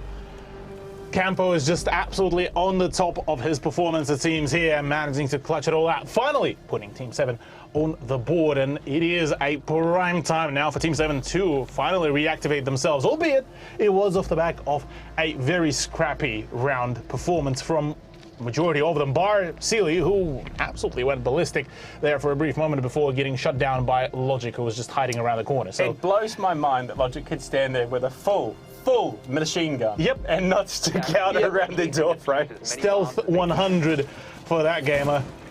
Understandably so, though. Chalet is one of those tricky maps that if you find one of those nooks and crannies, it is going to be a very deceptive angle to really play around, and certainly it's proven in the case of Logic. Now going into round number 4. I mean, looking at the lineup that Odium are looking to present, a Lion and a Iana, well, pardon me, a Jackal and a Iana, a Thermite, a Capitao, and an Osa. So pretty much breach clear, get the shield down, get the plan down. From there on, should be a relatively clean path from there. But again, hearing it from us, easier said than done. On the side of Odium, though, they're a team that has performed that very ritual previously before. Another spawn pick attempt from Solarium, but Eddie is too crisp on the trigger. Campo, unfortunately, relegated to cam duty for now. That is truly unfortunate, and a key piece of utility off the board, not to mention a pretty phenomenal gun. But you look at Odium and their setup, Cthulhu, they're not going to have the easiest of time clearing this breach tunnel. It's heavily reliant on the frag grenades. Twent is going to try and clear before Supremacist goes for his attempt. Can they clear it? Not. Yeah, there they go. Oh, okay. So far, so good. Another attempt at the K-trick, unfortunately, does not work out. Plus the frag grenades as well there. Really making things, well, nearly impossible to make anything work at all. Worminator now forced to play around the main stairs. Another swing. Logic is already in. He's sending it. He's letting that machine gun rip. Spots the player, fire plays. Can't get the 180 kill onto Sealy. Can't even get a shot down onto him. 2 versus 4, again, eerily familiar territory that we find ourselves in. Supremacist going for the bang through the floor, not going to find it. Twent and Sawyer outside that bridge. Twent, dangerous little cross there, trying to get himself into position so they can make the play off the shield. Eddie picking up the position that Logic unfortunately lost out on. Minute 35 on the clock. Look at it, just multiple angles of approach. We'll send in the replicator looking for info. Spots 1. Does he spot 2? Yes, he will. Knows that both over towards Wine. Clean deal. So far, so good. It's all down to user, and, well, it all once again falls apart. Bit of a double negative moment there for user and co, and so far, well, we were talking that, yeah, look, this might be the time and the map to pull a comeback. And then Exodium happened. And now we see a 3-1 scoreline. Panda, I'm going to be honest here, I'm not liking the pattern that we're so far seeing. Yeah, look, it's one of those situations, not overwhelming, surprisingly, given the level of skill that both these teams are used to. I wonder how much of it I chalk down to the basement site being the weakest site on this map, of course, as well.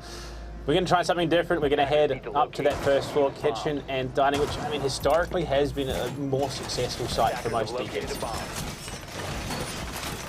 Yeah, I mean, at the very start of, I believe, Challenger League last year, that was the site that was named possible to take apart, because you have to contest with the top floor.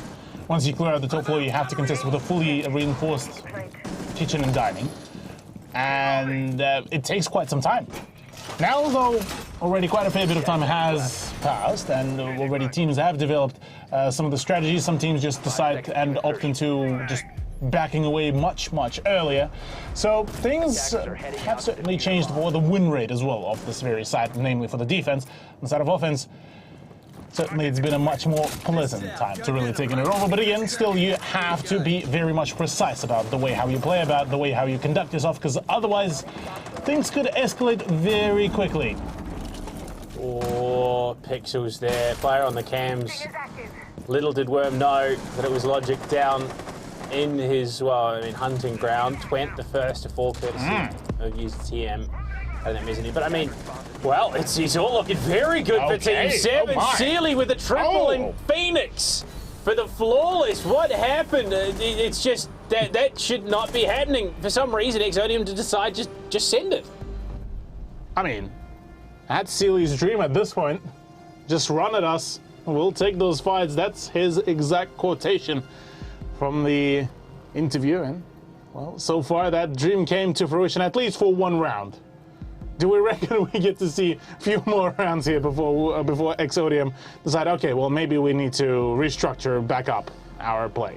Oh, look, high possibility, but I mean, I was just getting myself ready to, you know, talk about how key an anchor is on this site, how integral smoke is on a kitchen defense. Oh, yeah. And none of that mattered. You know, a good smoke can make or break the kitchen dining site unless your opponents decide to full send it through every window they can. Basically. Well, now we get a whole debate of, do we get to see a 3-3 scoreline or a 4-2? 4-2 would be, I reckon, a little bit upsetting for Team 7, given that this is their map pick, this is their comfort zone map, and for them to make it a 4-2 only on the first half would spell possible problems later down the line. On the side of Exodium, though, they would be very much happy, because this gets them closer and closer to the opportunity of making this a 3-0 clean run, claiming the first place prize money, and then, well, starting their prep for, well, the continuation of the season throughout the year. Well, I mean, it's also worth noting, of course, that we head back to an Odium or Exodium map pick in Villa next, so that does not bode particularly well if Exodium are able to pick up Chalet here. So we'll have to see. Right now, they're getting themselves prepped and ready to start the contest in towards But. Once again, no smoke to try and deny. Here he is. No smoke is there. Although, plethora of the trap operators could certainly negate that lack of the smoke, albeit I say that getting rid of Phoenix very early means that no more of that, well, projectile denial is going to be in place, and this could pose quite a fair bit of threat now in the middle, or rather mid-game of this very round. The team will have to very much hunker down already. Swing comes around. Supremacist knows about the position. That's Campo gone. Worminator already vacated the position, but decides to re-swing. ARX rings out one more time, and it is looking to be a 4-2. Supreme maybe consider a different gun at this point, buddy. Oh, look, the Gun 6 has its uses in the competitive setup. Oh, no, I'm talking about ARX. Yeah, look, it worked, didn't it? He got the down. Unfortunately, we didn't get the, I mean, I say unfortunately. Fortunately, we didn't get the BM kill with the gone 6, and unfortunately, speaking of BM, Eddie is waiting to receive Sealy the hip 5, but it's Supreme to steal it instead. Look at them. They were all on the hunt. Sealy had no clue he was in as much danger as he was, and we do get the full reveal, and he says, well, that was unexpected. Almost uncalled for even, really.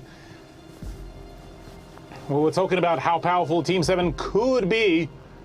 We completely missed at the very beginning of how powerful Odium could still be, even whilst, you know, not dipping too deep into their strat book. And so far, I mean, this has been an absolutely stunner of a performance from a Nationals team, certainly showing why they are a Nationals team. And, well, Team 7 at least, well, they already made it to the second place, although there's still at least one more map to really play around. And so far, the trend leading once again into that kind of 7-3 kind of ground for Exodium to take, if they continue at the very same pacing. But we did see a pretty decent attack side from Team 7 previously on this very map, so wouldn't put it past that this is where maybe a comeback could really happen, given that it's only a 2-round differential. Plenty of ground to take is all I'm saying here, Panda. I mean, look, I have questions. I really do. Like what? We've watched all season. Team 7 have presented themselves as this very aggressive team, very capable, mechanical, skilled team. And we've seen, you know, hints of that, you know, tastes of it throughout the series already. But it very much feels like this is almost a watered-down Team 7. And I wonder how much of it is they've gotten in their own head. Obviously, the first 2 rounds of this map won't have helped, especially, you know, off the back of a loss on Oregon. So, I mean, I wonder how much of it is potentially they just don't think they can. Could be that. Could be also the fact that maybe just a few of the players not really taking this as seriously as one would have wanted, given that they already technically secured their much bigger win going into some of the higher-end leagues as well. So, who knows? Suppose if Team 7 pull out a comeback, we get to talk to them about that very case. But Odium so far, look, I mean, par for the course. They were relatively confident about their win against Team 7, so far it's been all clean. Unfortunate missed opportunity with the Nitro Cell there onto Logic. He almost found the line up onto Phoenix. Fortunately, not quite enough at the end of the day. And right now, you can see the spread. It's a bar-gaming defense, but there are players sort of all over the map right now for the side of Exodium on this defense. Logic having moved his position from under the window in gaming. Supremacist out in the mezzanine. I mean, there's just so many angles that Team 7 will have to worry about big damage onto Worm there. Just a little jiggle for Supremacist, and it's a bit of chip. Twent tucked in that library hallway as well. There's just so many little angles that Team 7 need to worry about. Yeah, a lot of those very cheeky angles that is difficult to spot, and already it works perfectly there. Log as well pitches in with a Spaz 15 out of all the guns, and in a matter of just a couple of seconds, a 4-2 instead of a 5v5. Absolutely chaotic nature has been certainly showcased and unraveled here. Sealy and Campo continuing to push some damage out there. Twent and Supremacist not feeling particularly too healthy, but it's still numbers advantage no matter what. Sealy will win that fight against Supremacist, but again, at the cost of a significant portion of his health. He's going to clear out some of that utility on the fireplace stairs so he can walk himself down to the site. Campo as well, having retrieved the diffuser, is in a great spot right now. This is reality. This is a possibility for Exodium to maybe lose this one out if Team 7 play their cards right. Sealy and Campo, they're going to need to hit their shots, and they're 2 players that are very, very capable of that. Logic looking for the vert. Twent will fall, so there's Logic, and it's now down to Sawyer on the frost. Not one to be known for his heavy impact fragging, but he's capable at the end of the day. There's a reason he's on this team. If he can clutch up here, it would be absolutely huge. No opportunity really to get the hatches other than the one under gaming, and the drop down happens. Campo will have to lead the charge. He's the one on the plant, which is not very ideal given that Sealy is so low, but Sawyer, he was right there. He was holding from above. No anticipation whatsoever, and a round given to Team 7 at the end. Maybe expecting a bit more of a one-dimensional kind of play there from Team 7. Certainly does not net a whole lot of success for the clutch play of Exodium, and well, round 8 certainly starts to promise us possibilities of maybe a 4-4 scoreline. The fabled draw between the 2 rosters that we've been waiting for quite a long while, but again, ODM could very much yoink it away and say, well, you've had your fun. Now it's time for us to wrap it all up right here, right now. And with the lineup that they are bringing in, I mean, it's been so far pretty well organized. No more we do see the frost. Instead, it's the smoke introduction on the kitchen dining. Yeah, I think that Oceania are definitely going to be feeling the loss in that last round. That was less than ideal. And by less, I mean far less than ideal right now. Kitchen dining. Last time we saw it was Team 7 picking up the win. Maybe not necessarily in the most conventional way, but they picked it up nonetheless. Oceania more traditional in their setup, more traditional in their approach. It is going to be that vertical hold. It's going to be the smoke anchoring on the site in the hands of Sawyer. But I mean, with Sealy hitting the shots that he is, I mean, he is putting in the hard yards for this team right now.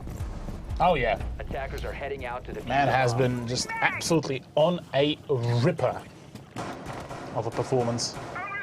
I mean, Sealy has been kind of one of those people that we almost come to expect to be the ones to, you know, consistently perform. He's always the one that to be on the top end of the leaderboard, currently sitting with a 10-5. The next closest, Campo, Wominator, Phoenix, User, the people that we've been giving praise for the majority of our broadcasts. Sealy has more kills than the rest of his teammates combined at this stage.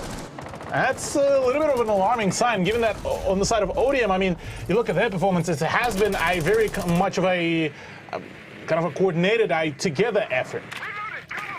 Definitely much more of a consistent spread across the board, but Sealy on the drone, looking in for himself. Definitely, you know, acknowledging that there are some unfortunate weaknesses in the setup at the moment. He's backing himself. He's given himself the tools to best find these frags, of course. Worm plays the camera out in the library hallway. Maybe wants to make a push into contest office, but no. Gives it to Sealy, who unfortunately will fall at the hands of Supremacists. Oh, boy. Oh. Attackers have located a bomb. Yeah. So far, Supremacists just keeps on putting even more sticks in the wheels of Team 7, and well, the cart keeps on rolling in even more wonky state. Wominator, Campo, and Phoenix. 3 players that will want to bring it back. Phoenix does land a nice shot into Supremacist, completely destroys the last remnants of the top floor presence. I say that though, both Eddie and Sawyer are looking to bring it all back, and it will be rather dangerous. Pardon me, I said Sawyer, it's Twent, and Twent indeed will be fragging out. That's Wominator gone, 2v4 with a minute to go. Yeah, unfortunately focused on one angle when the threat was imminent elsewhere.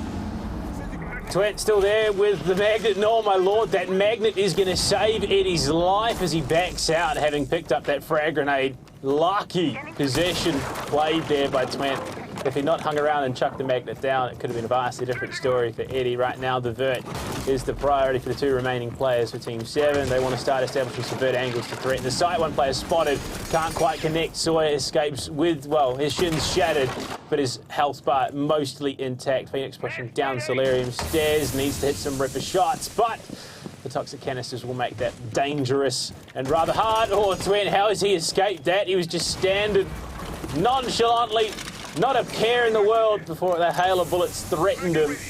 We're heading to the final 15 here. Cthulhu Phoenix down into trophy. Will find the first. Sawyer down. Needs to find 3 more to try and pick the round up for themselves. Does find it. Triple for him. He's on for the ace. If he can clutch it up, 6 seconds. He's got to go for the plant though. Campo needs to provide the coverage. No, not to be. Twent, what a headshot. Phoenix for a quad. But the clock will win the round. Exodium. That was a very near miss. You say near miss. I'm still, to a certain point, inclined that it was all very much part of the cold, calculated play by them as well, despite, you know, the wonky state of their top floor roam game, despite some of the shortcomings. There was still a backup plan. Sawyer being the giga brain Chad he is, understandably so, already had it all under control, it feels. 5-3 though. Scoreline so far, ladies and gentlemen. And for Team 7, look, it's been a bit of a shaky performance, a bit of a husk of their previous performances, or maybe just maybe is just that much of a difference in the skill gap between Odium when they're at least even a fraction more serious and Team 7 at their finest performance. One team, you know, emerged as a ranked stack and kind of just been building up their whole play on top of this kind of ranked stack. One team emerged from being a ranked stack and then performed and, well, perfected their craft over the span of, what, almost 2 years, and then re-added certain players to boost up their strengths as well. So, two completely different lineups, two completely different playstyles, two completely different stories as well, and certainly so far one just feels a little bit more stronger over the other. Well, I mean, you think about some of the players that have been a part of this roster, Exodium, you look at Cairo, now Cairo.wildcard, and Elements, he's just requalified for Nationals with Kraken Esports Club, which is, well, Phoenix's new team now as well. So they've had a hand in some very high profile players in the scene right now, and well, he's going to find some threat down in the car garage, forced off it by Campo. Still alive for the moment, not going to back off just yet. He can still do a lot of damage, even with blinking health bar.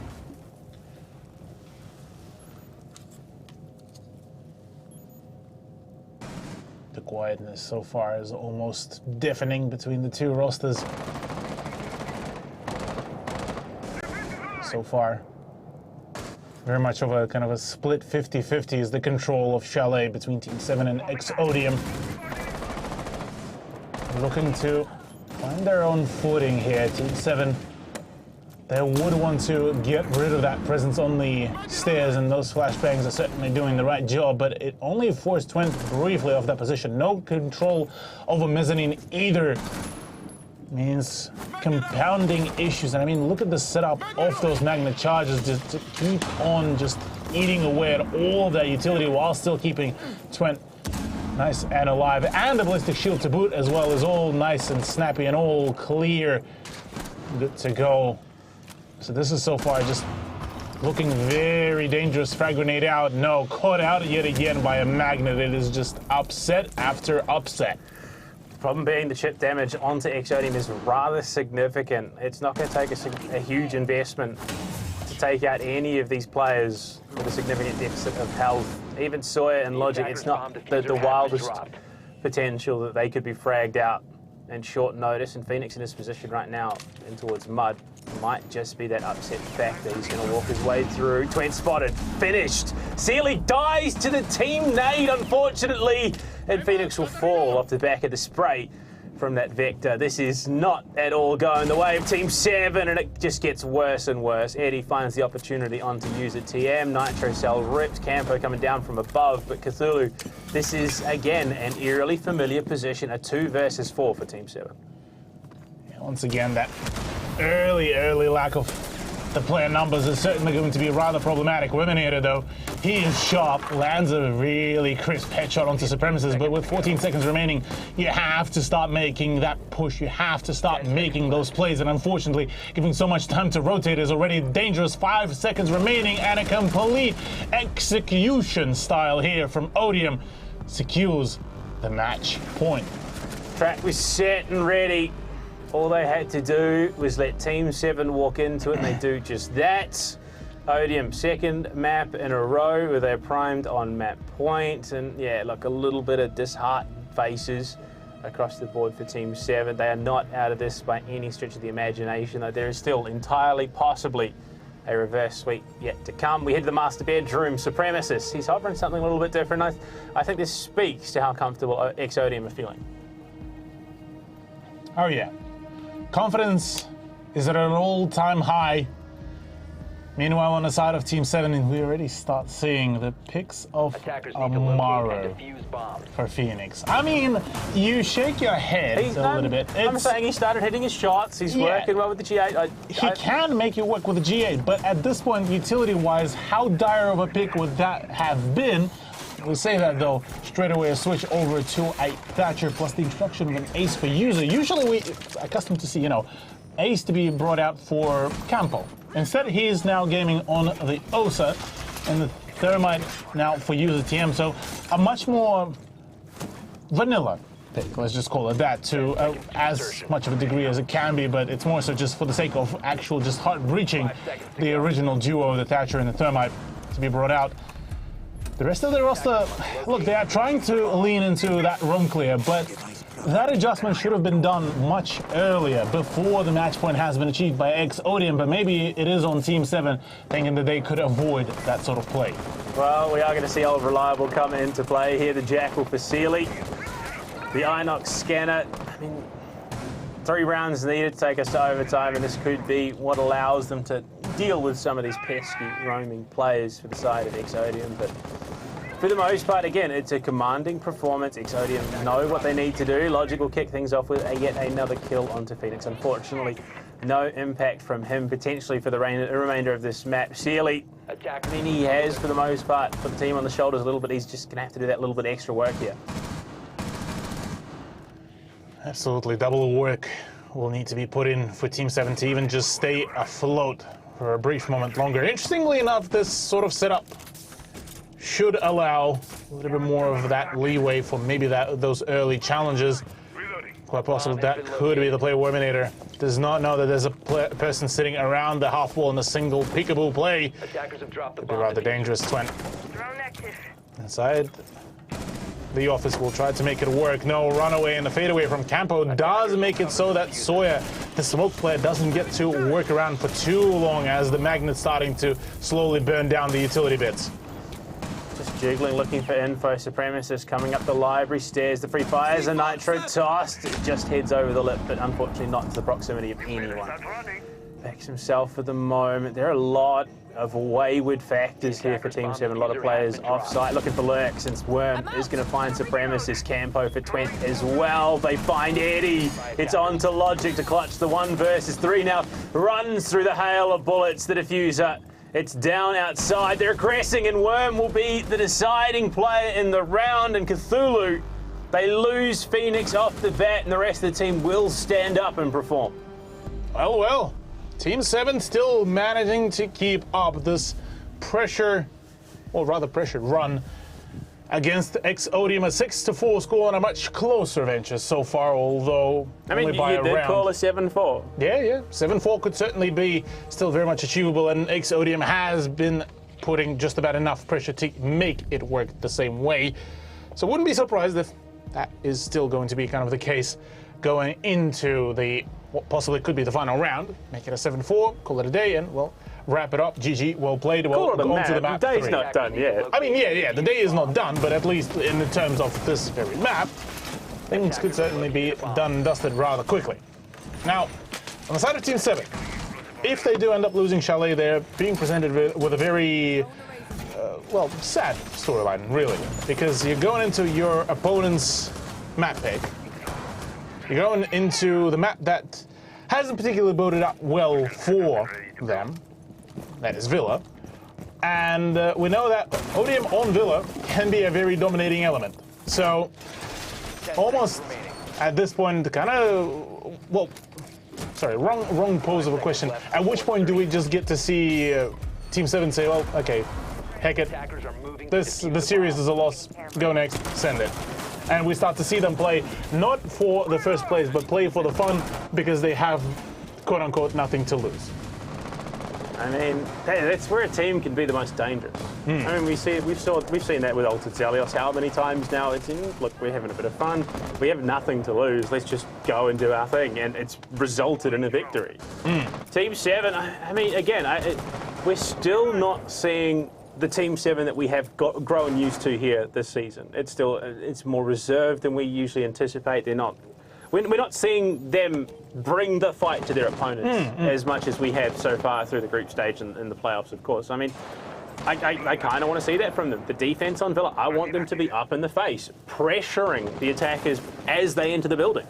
Certainly a question of the morale as well, and the spirit could be also under a big question mark here, and how much has that very spirit has been shut down for Team 7? For how long has it been going like that? Straight away, an entry directly into the site is being opened up without a single bit of care of the above presence, and for the right reason. Well, there's not a whole lot of people actually holding the actual office, so quick clean fall back. Logic already tagged up to all hell. And Team 7's plan of just directly straight away confronting the opponents at the face value, so far working out. Unfortunately, I mean, it seems like it was intentional here for Exodium. There was no breach denial brought. They have the smoke, they have the Goyo, not to mention the Thorn in play as well. So there is a lot of utility to potentially deter a plant attempt. Phoenix, EMP out, is going to walk himself up to the dining door, repositions for a contest on the kitchen. But once again, Exodium, they are not showing their hand unnecessarily. Toxic canister out, can't be shot by Phoenix with a minute to play. They are denied from the breach. 55 seconds remaining. Still yet to find a frag on either one of the sides, and Phoenix looking to do so, or get found instead. That's the diffuser dropped as well at the very worst possible position. Twent taking a lot of damage, but so far the players are all falling on the side of Team 7. 2 more frags before we do see a 2-0 victory. Map points at least. Log down.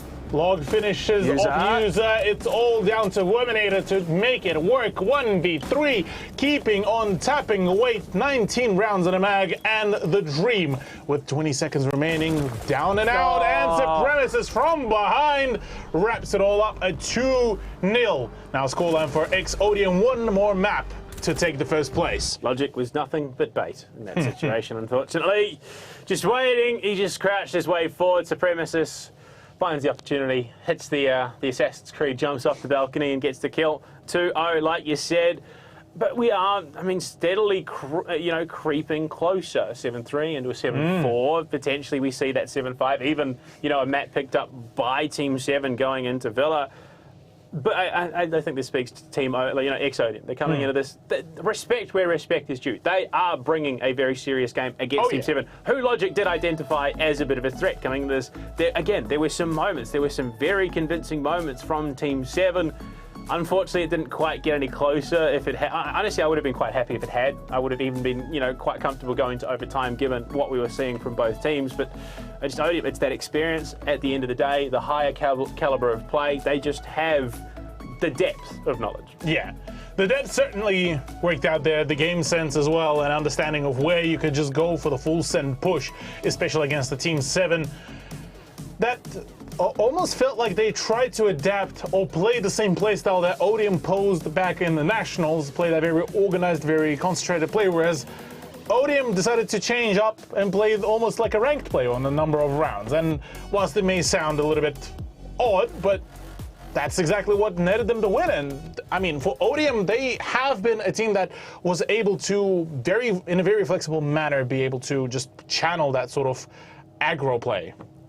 Yeah, I mean, look, again, they didn't completely. It wasn't like throwing everything out the door and going complete rank. But yeah, it was a much looser approach from Exodium. It was much more flexible. They were able to adapt on the fly, and obviously it worked out. Of course, big stuff. 2-0 at the moment. Look, we've got another person here who's calling it early. We've got another tweet. Of course, it's going to be Lumi. I think that Team 7 will win tonight final because they have Sealy, who looks and sounds very handsome, and he can shoot his gun very efficiently with some nice utility usage. Yeah, look, he did. He was very, very confident. He was very capable with a gun. Unfortunately, he was the main one. The rest of the team, they got there in the end. They did. They showed up towards the end, but unfortunately, by that stage, it was too late. Yeah. Look, a rather unfortunate result there. Yeah, woke up a little bit, maybe too late for Team 7, but look, it's not over yet for them. Whilst there's still quite a fair bit of maps to go for them to actually pull a comeback, they still have one more map to really play it all out, and that is Villa. Well, we have one more map potentially, and well, at least one more break as well. We're going to throw it on over when we come back. We look to see if Exodium can close it out in 3. Clean deal. We'll see you back soon.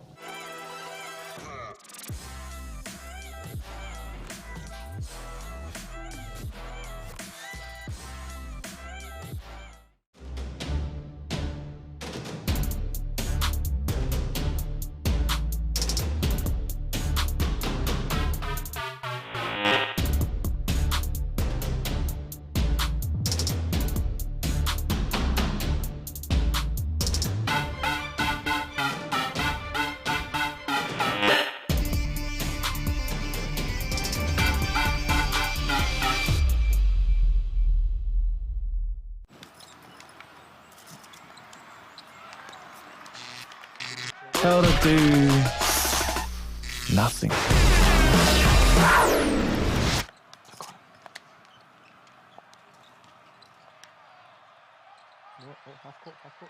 Gaming is a great way to do nothing with your mates. Best part is, you can pretend you're in the NBA.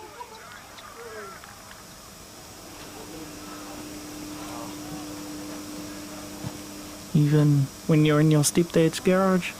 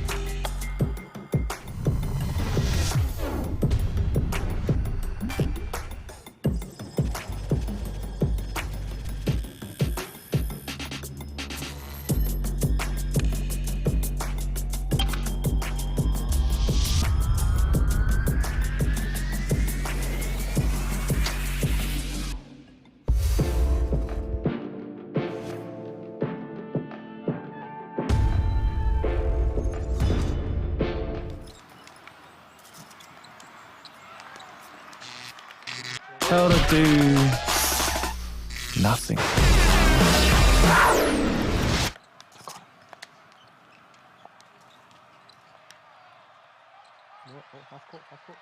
Gaming is a great way to do nothing with your mates.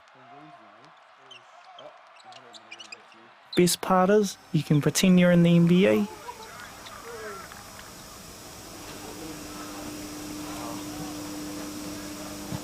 Even when you're in your stepdad's garage.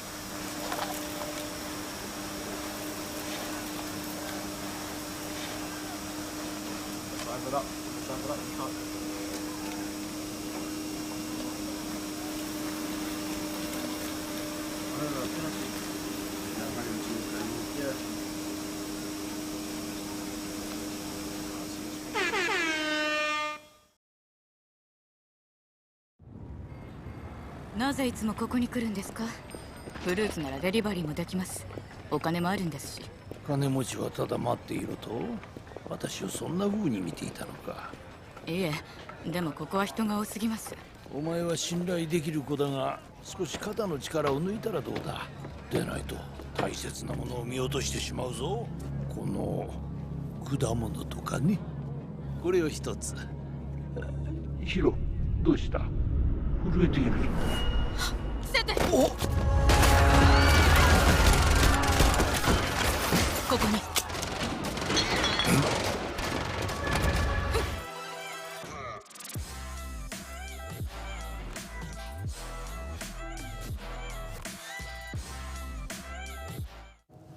Welcome back, ladies and gentlemen. 2 maps down, 2 very convincing victories from Oceania. Look, they've come through this. They go to their own map. They win it, of course. They go to their opponent's map. Well, they take that one too. Just, why not? We go now to our 3rd map, Cthulhu, off the back of what has been a very much one-sided affair. I mean, Team 7, do you reckon they have what it takes to bring it back on Villa? There is a possibility of, making it work, but it feels a little bit off for them. The spirit of their usual kind of aggressive play has felt a little bit all shut down and all over the place, and them trying to play for that very hunkered down play on the defense does not particularly bode too well on the offense. It just feels a little bit of a dysfunctional play where Sealy can still pump out the numbers consistently. The rest of the team, though, that's a completely different story. Maybe there is a chance it's a peripherals issue. Maybe the rest of the team need to get themselves, a good working mouse like they have over at Roccat, the XP Cone 8 gaming mouse. A lot of possibilities, a lot of buttons, lots that you can do with it. And like everyone knows, more buttons, more possibilities, more capability with the mouse, more headshots, everything. It just adds up at the end of the day. Differently. But, I mean, look, yeah, it just took too long for Team 7 to warm up into the map. They weren't showing up in the first half. It was Sealy leading the charge. On Villa, they cannot afford to let that happen. Every single member of this team needs to be showing up. They need to be firing on all cylinders. If that doesn't happen, we're done 3-0. Yeah. Look, a 3-0 would be a rather tragic way to wrap it all up, given the sheer build-up that we had leading up to this very game, this very matchup. And to finish it all up on Villa on a 3rd map, look, would be rather upsetting, given that I was actually quite excited to see how things will fare on the Cafe, given some of the more recent performances. But it is what it is. So far, though, casting our sight onto Villa, this is the map that has been pretty good for Odium. On the side of Team 7, I don't think we actually got to see a whole lot from them, if any, really. Well, I mean, just like looking back at Chalet and how things went, it was again on the precipice. The potential was there. Team 7 might have been able to bring it back. Just that it took, again, like I said, too long to get into it. Villa is traditionally a lengthy map. It is one that can go quite deep. I mean, how many overtimes have we seen personally casting it? Team 7, they have not picked up a win in their one appearance, which, I mean, look, it's not a huge range to look at in terms of statistics, but, I mean, at least somewhat of an indication. But, look, Cthulhu, what do you reckon? Do we get on into it? Look, let's get on into it, of course! Yeah, let's get on into it. We're heading, well, look, we've been Oregon, we've been to the French Alps, we're now heading to Tuscany. Lovely little vacation spot until the bullets start raining. This is the last stand for Team 7. If they fall here, they fall entirely, and the season is over. Odium, they're looking to do it clean. Absolutely.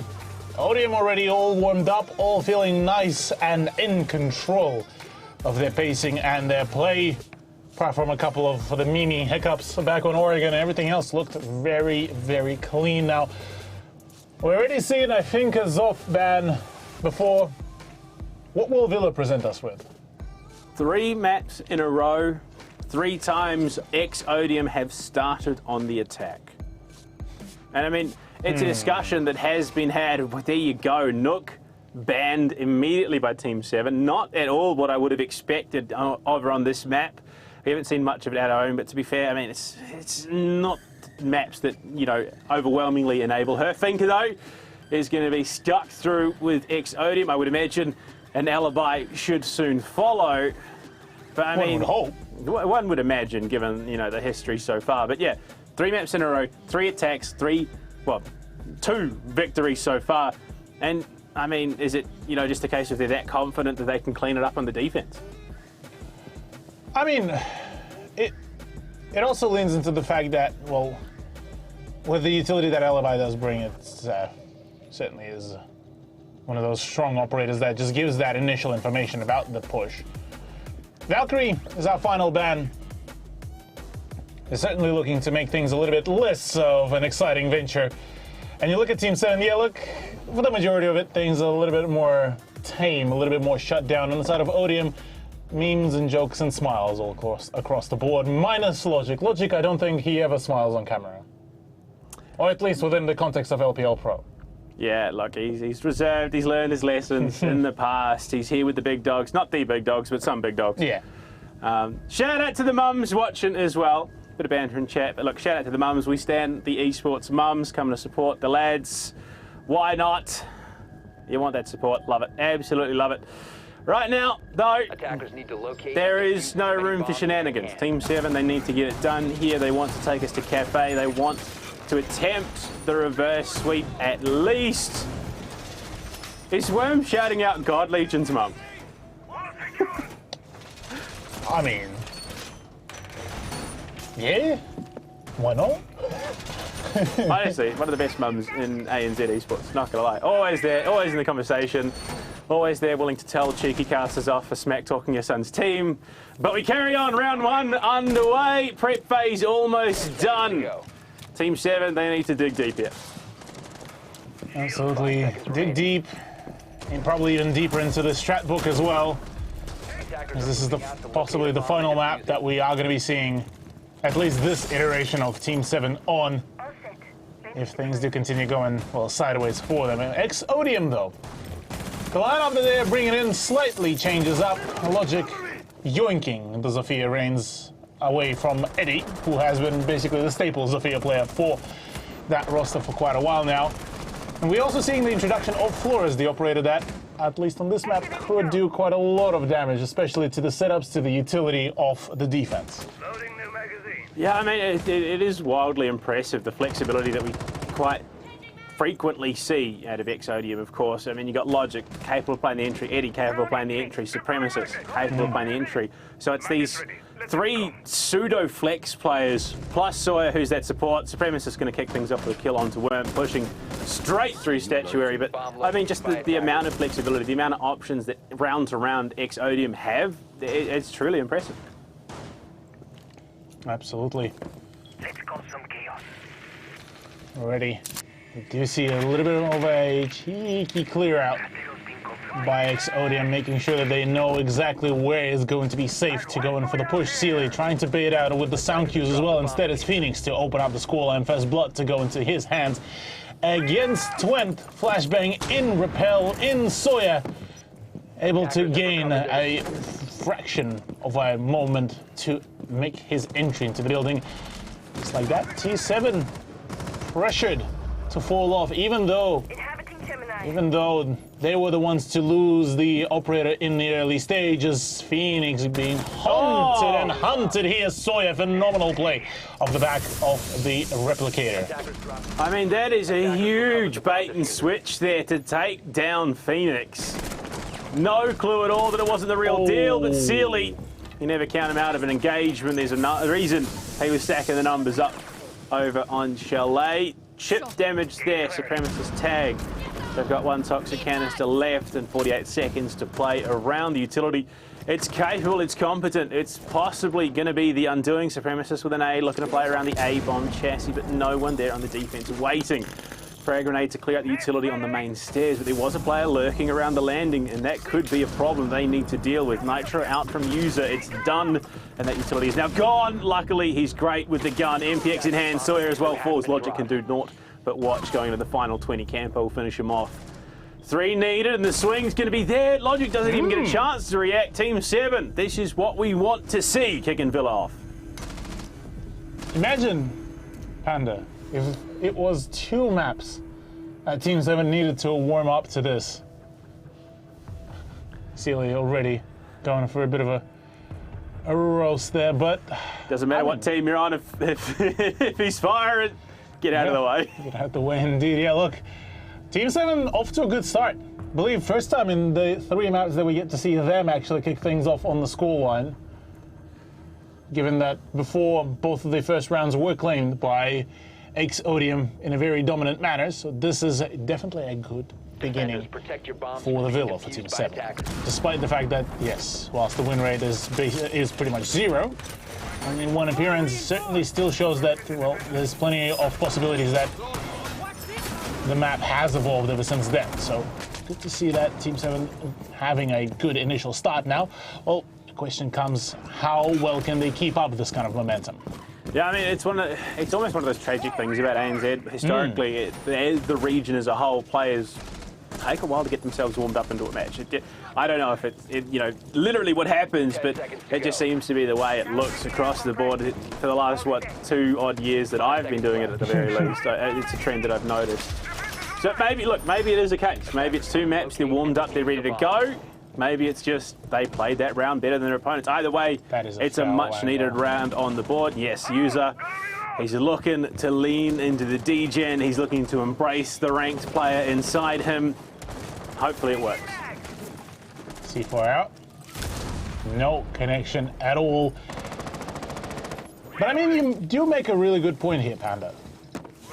We have been kind of telling the whole storyline that it's time to kind of lean back into the whole ranked play, into that full aggressive mode that Team 7 almost were trying to avoid for the majority of this BO5. So they get back into this kind of swing just to take on at a face value your opponents. Swing at them instead of waiting for them to swing at you. And you're already copying yourself a nice advantage. Yeah, I mean, it's a case of just stop trying to play their game. That has been the biggest problem for Team 7. They've been trying to match Exodium on their playing field, which is exactly what Exodium want. They play this game style very, very well. Structured, disciplined, playing for the strategy side of it. Team 7, I mean, just aggro, ego swing. Take the gunfights to them. You know that you've got the mechanical skill.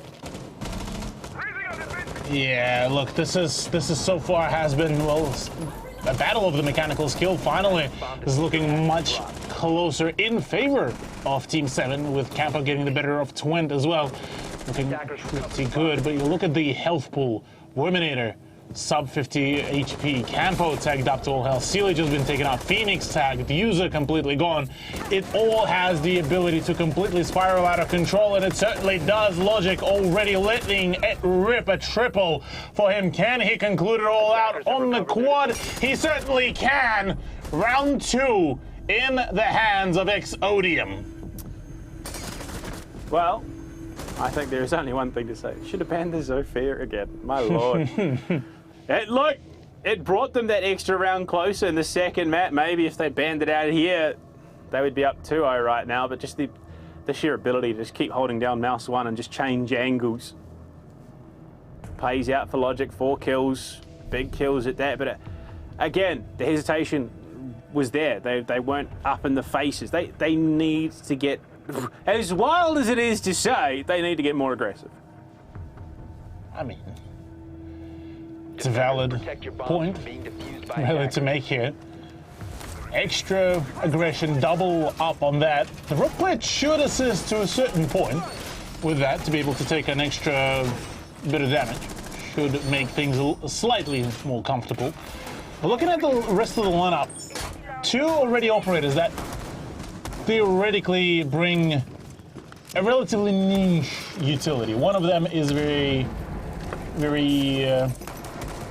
kind of for a solo play. The other one only just ups your health pool. 10 seconds left. Does leave a very little room for the rest of the team to really bring in the utility, given that Team 7 would want to rely a little bit more on the utility to try to slow down the initial approach.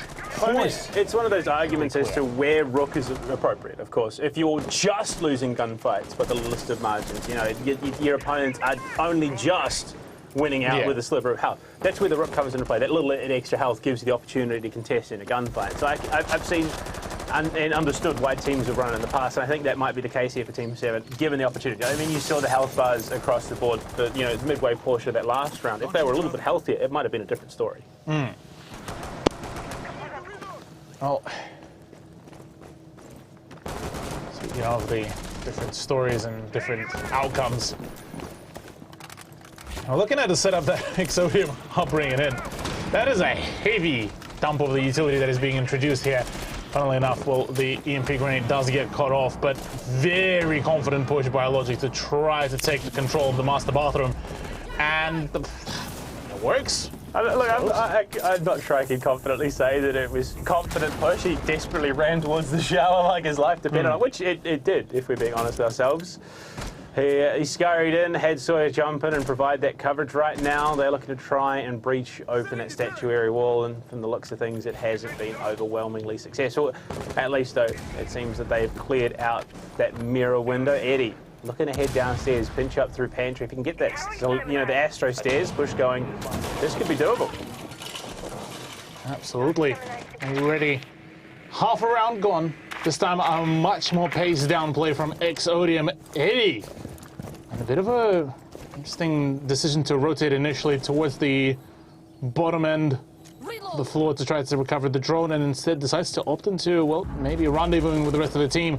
Minute remaining. Supremacist still sitting around the window trying to find his own kind of luck, his own success, but as it stands, Team 7 are doing, well, I want to say they're doing a good job at holding them off, but at the same point, they really haven't had to do a whole lot of work, really, to keep on holding off Exodium, and instead it's that crouch walk play that could be the bane of their existence once Eddie does manage to make it past the 90 hallway with 40 seconds remaining. But they've already called the rotate. Campo downstairs with the lineup for 2, courtesy as Sawyer is going to be good. Unfortunately, it's answered back in kind. Worm pushes out. He falls to Twent with the pistol. Phoenix hits 1 of potentially 3, and unfortunately, it's the only one. Logic covering the angles there. Tucked into Astro, waiting for the rotate through. And yeah, just piece of cake. Caught out Campo there, unfortunately. Exodium with another very, very solid round. I mean, again, it looked like the shift was coming for Team 7. It looked like they were going to make the right play. You know, send Campo with his Nitro downstairs to play from below. But Sawyer, he comes in, he shuts it down. 2 massive kills to dismantle the defense. Whilst one team practicing their theory, the other one already applying the practice to their work.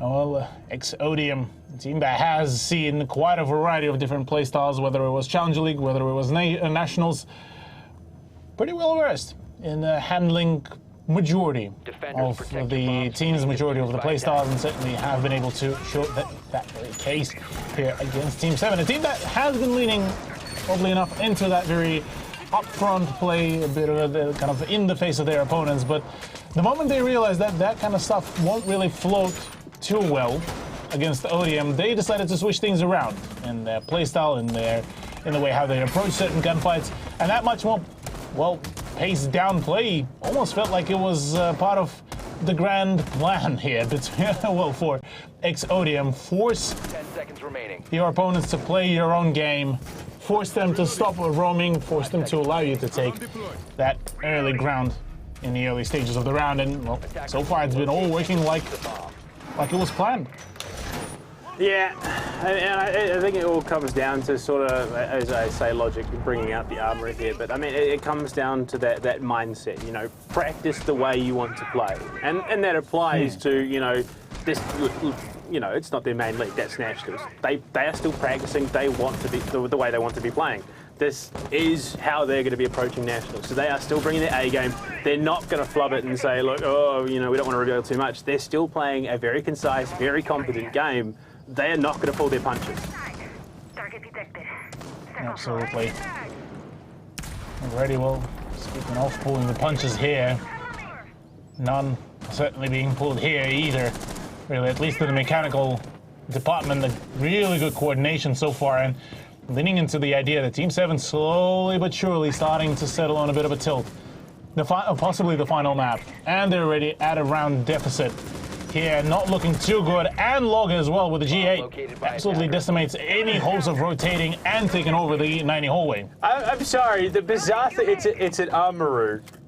He's taken 90 control, but he didn't send it through the 90 window. He walked himself through statuary and came that way. It's just, I suppose it works, but it's not what you'd expect right now. He's got some big ground take, and the rest of the team can walk up to meet him. Unfortunately, Supremacist will not. A long-range shot from Phoenix as he looks to push himself up towards that zombie door in the arch as well. Wants to try and again, he's trying to meet his opponents as they come to him, and a ripper shot. Nice. 3, in fact, from Phoenix. Well, living up to their name, rising from the ashes and picking up a huge triple. That's a big opener. To equalize the scoreline as well. First time in a while that we would see this kind of turn out straight away. So Villa may just be that ground for contest, although one hell of a start for a comeback if this all ends up being, oh no, Twent hitting a little bit of a bot aim there. Can't really find the right shot, locked in, and well, it's all down to Log to try to make it work. Rip the toes. The toes, yeah. Unfortunately spotted there, the little pop flash, the 180 attempts. Knows that at least one is involved. Does he have any info on these other positions. Pops the winner that may work against him here in the grand scheme of things. 30 seconds, he breathes, he reloads, he pops the flash in through the door. He's got one more. What does he spot? Absolutely not. He's a TM, he's there, he's in the doorway, he's ready to go. All he needs is a pixel, and the shots are good. Another round on the board for Team 7. Well, Oceania, first time ever we do get to see kind of that look of concern starting to creep up on their faces. Given that this is their map pick, so theoretically it should be their playground to really work around with, but it seems like Team 7 may have had a few other plans going into the third map of this BO5. Drinking room, what? Dining room. I mean, that's where you go to get a drink. Technically, yeah, drinking room, yeah, it could pass as one. Dining room and kitchen is the choice for the next defense, and the lineup of the operators hasn't really changed a whole great deal, apart from Campo now introducing the Mozzie into the fray.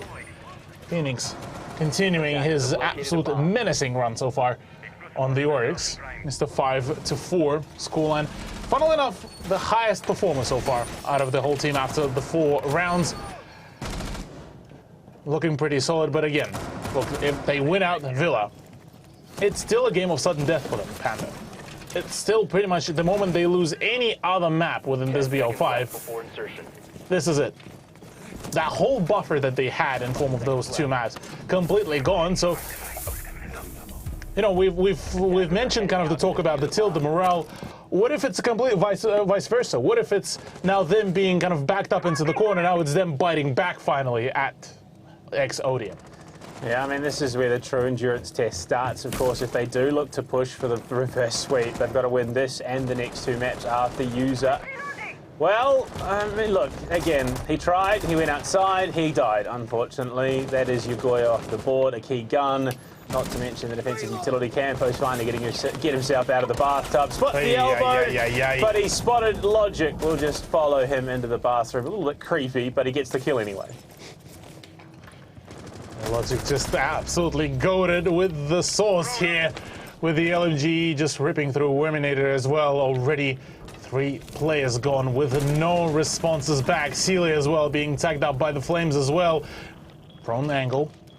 Could find a frag, but can't seem to be able to find any sort of closure for himself. Instead, gets tagged even further by the frag grenade. Drop down could happen, but instead it's just a walk-in. It's an ace almost for Logic. And oh my goodness, this is an absolute ripper of a performance. Yeah, I mean, there's a reason they picked the map, and they are proving it again. So, yeah, look, unfortunate at the end of the day. Yeah, I mean, look, you got to respect the attempt. He went for the full send, and it didn't work, unfortunately. 1 more round remaining in the half. We head to split, of course. I mean, Team 7, they can still equalise this. Oh, yeah. This could still be pushed well and truly into a 3-3 scoreline, and Team 7 already were able to do that very thing. But what stops Oceania now, being that they are in, yet again, the same position where it's them to decide whether it's going to be a 4-2 or a 3-3, given that they are in a point advantage? What stops them from just doing literally the same thing over and over again? Their attack so far has been flawless, and we were talking about this during the group stage even, that not a whole lot of teams within LPL Pro period have had a good potential for the attacking side, for a good, stable attacking side. I mean, that truth extends beyond LPL Pro. I mean, even you could extend that to the Tier 2 scene for the most part. Over the last, 12 months, it's been a struggle to maintain a comfortable attacking side. But, I mean, look, it's got to start somewhere. You got to learn. And Odium, they've been battling over that last 12 months. They've been developing themselves as a team who can comfortably attack. And they bagged them second for a reason. That's all true. That's all true. Well, the final round, regardless, is upon us here of the first half of Villa. Posing quite a lot of possibilities and a whole lot of opportunities for both teams. Sealy, oh man, he's looking to possibly jump out. This would be big. Still enough, though, Odium are very much well aware that this could be the play, but unfortunately for Sealy, this means that, well, no longer he has the ability to do so, to have that quick jump out and find the frags. Instead, well, decides to fall back into a different position. Tries to maybe find his own spot to sit around to defend. Meanwhile, on the side of Odium, they're getting closer and closer to just wrapping it all up 3-0. If that's the case, that would be an absolute huge upset, given that how much of a lead up it was. But I say that Phoenix finding that opening kill into Twin is big, but the drone hole again, the absolute betrayal by the very same position that I believe Phoenix and Warminator were trying to use before. And use it. And use it as well, yeah. Turnabout's fair play. If you can use it, so can we, I suppose. Sealy, yeah, and he's looking a little bit worse for wear, but the kill onto Twent is going to do absolute work for them right now. No Thatcher on the board. Not that it really matters in the grand scheme, given that it's just the mute in play. There's still ways to work around it, but, I mean, that's a kill. It's a start. That's what Team 7 need, and Sawyer being tagged up the way he is, Team 7 might just find the 3-3. Yes. 3-3 could certainly still be achieved there, and I mean, with the lineup that there is for Team 7, still very much workable. The footholes opened up, could be rather treacherous here. Smoke grenades already out. Perfect find. Phoenix out. Supremacist on the flank play already clears out majority of that position. Another swing. That's eliminated, gone as well, but there is a flank coming around from the study, and it perfectly works out. Campo shuts down the flank play, but already this generated just about enough ground to make that push, to make the plan possibly even happen. Logic nearly whiffs it all off and throws it away, but instead does manage to find a frag onto Sealy. It's all down to, well, User and Campo to make it work. Logic actually got downed as well, but will be re-picked back up. 44 seconds and a dream for Team 7 to make this a 3-3, but I say that 3v1, 3v0. Eddie is just cracked. So, Cthulhu, correct me if I'm wrong. 3 maps, 3 4-2 hubs, 3 times Odium has started on the attack. Yes, sir. So 3 4-2 attacking hubs, which is nigh unheard of in the greater region of Oceania. Yep. There's few teams that would have a record like that. Yes, look, let's be honest. It is Team 7. They've come out of Tier 3. Yes, they've got 2 players now in Tier 1, but that is still an impressive feat. Oh, yeah. Absolutely. Absolutely. Yeah, given all the praise that we already gave Team 7, yes, they have the skills, they have the potential. But that full skill set and potential is yet to be fully tapped in. And yes, we have been already saying, yes, they earned themselves the spots in teams like Kraken and Verdicts. Those are fresh picks. Those are still yet to be shown how will they actually bode in their proper rosters. And so, whilst yes, Team 7 are talented, Odium are talented and were able to develop the talent beyond just the theory and putting it now into practice. And it has been shown through and through.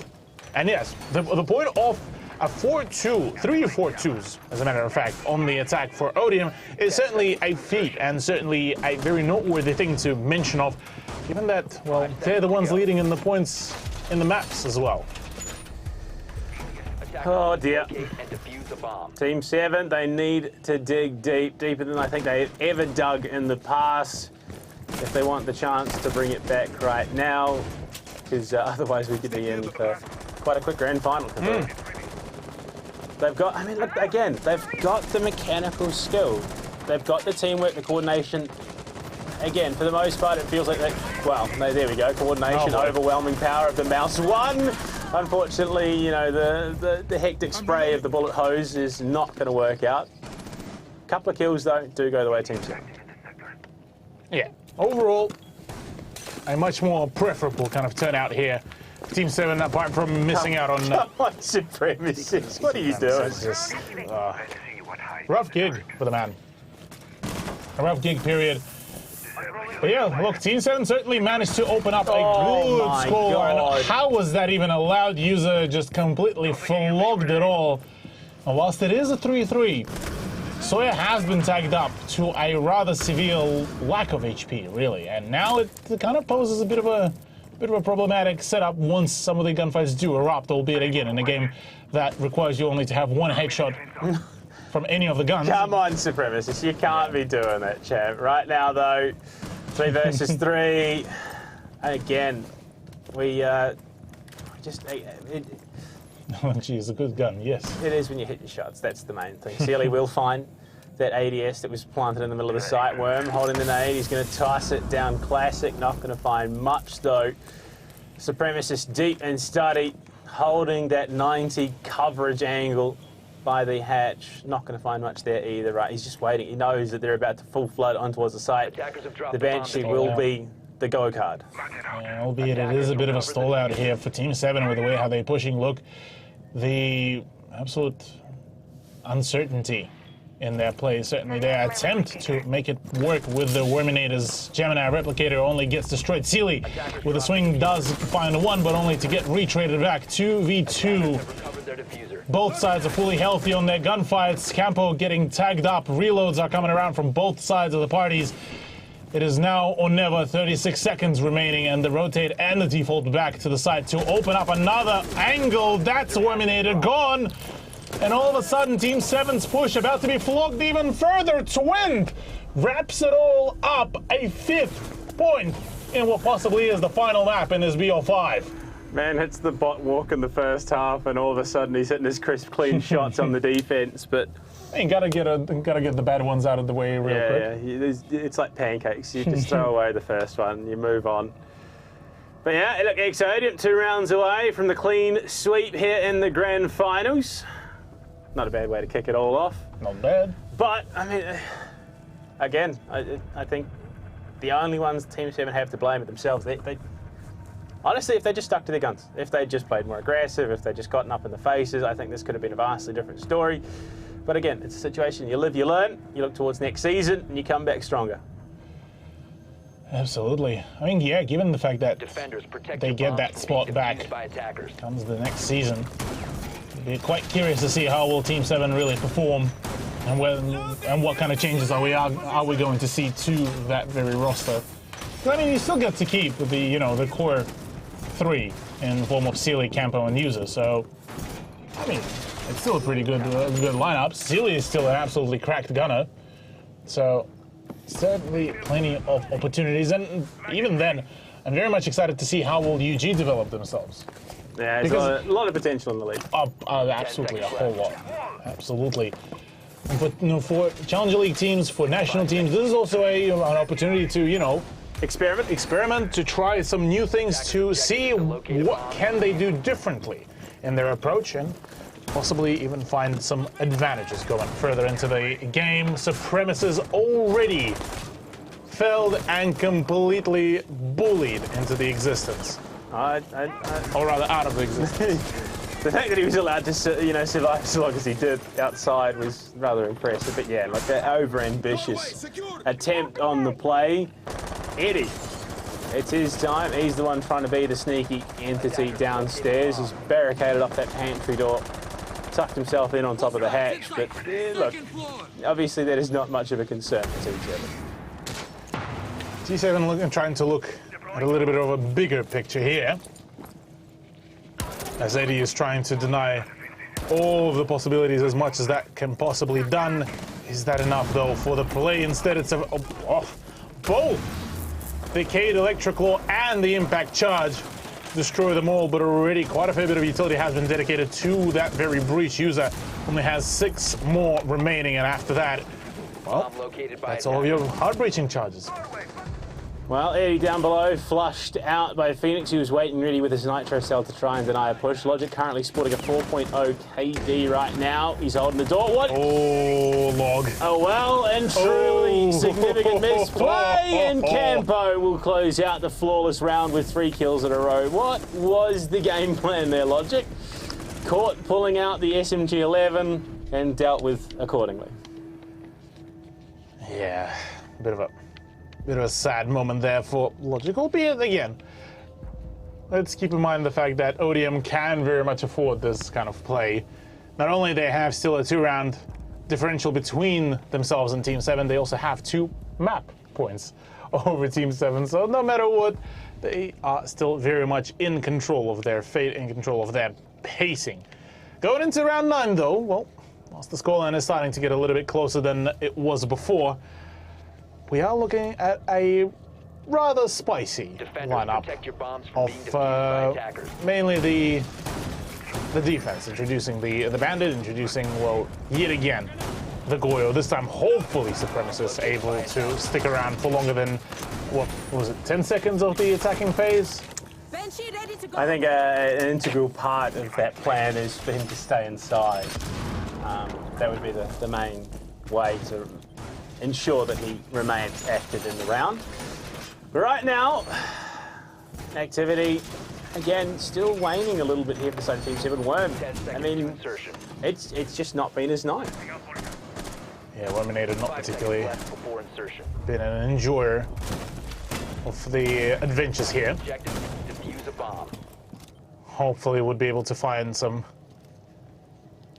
success in the later rounds, but yeah, 1-7 scoreline is not particularly an enjoyable one. Neither is the one for Celia. Unfortunately, the man has been having a bit of a quieter time ever since the conclusion, I believe, of map 2. 3-5 so far has been a little bit of a unfortunate one. At least good to see that User, Campo, and Phoenix been the one to perform. Locke, though, completely shuts down the advance of Celia. That is your Jacko gone completely out without even getting to use his utility to the full extension. Actually, any sort of extension, really. Yeah, look, again, old reliable, unfortunately not going to do much here in round number 9. Jackal out of the equation means that they're going to struggle to clear out some of these roamers. Phoenix revealed by the Banshee deploy. Does he have any idea of the presence lurking down below? Logic will find Campo. And where one falls, traditionally a couple more will follow. Worm gets himself his second of the game onto Logic, who is currently leading the lobby at 14-5. So, big kill to be taken away, even despite the deficit. Indeed, Logic. As highlighted even back at the interviews, the man has been an absolute gunner when it comes down to any sort of Siege gameplay, and has seen quite a fair bit of a development from the Big Dogs player to now an ex-Odium roster, a very special, very core part of that very roster, has been absolutely bringing all of his skill set to work here for this very team. So now, well, in a 3v4, ex-Odium could still very much do the work. Swing nearly works out there for Twin, but again, a little bit too of a preserved one. Phoenix, he just wants the call to go. He wants to be able to full send it, hold down mouse 1, and look to make a play. But again, the toxic canisters are going to make that a rough time. So he's got 2 more 45 seconds, holding it down. Twent bolts the couch. That's diffuser control taken. Eddie does not give User a chance to even find a kill there as he jumps over the railing. It's Worm left alone with, well, not a huge amount of time to play. He's spotted, but Eddie, it costs his life for the information. I mean, look, it's a case of what can you do? You can try and force it, then you can take what time you have to discuss. It's 3 kills he's got to find, 17 seconds which to do it, and he has no control of the diffuser. He's forced off. He's completely locked out. This is an absolute botch of a round. The Supremacist will take the kill. Cthulhu, 3 maps in a row. It could all be over here. Yep. Match point, series point, championship point, really, at this point. For ex-Odium, everything is stacked in their favor, Panda. Team 7, though. Odd to see that we haven't really saw from either one of the rosters any tech pauses either. Which is something of a bit of a confusing point, given that we've seen Team 7 actually pull a pretty significant comeback once they do go on a bit of a talk, and well, go on further with their day from there on. Attackers need to locate and defuse. Yeah, I mean, it's a curious thing. But right now, I don't think attack pause at this stage would even be enough.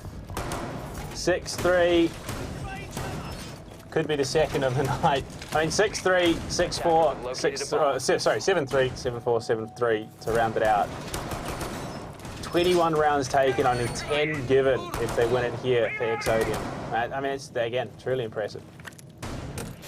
Truly impressive indeed, yeah. Oh, Rip Worm. Unfortunate, buddy. One could even say unlucky 5 seconds left. Hey, look.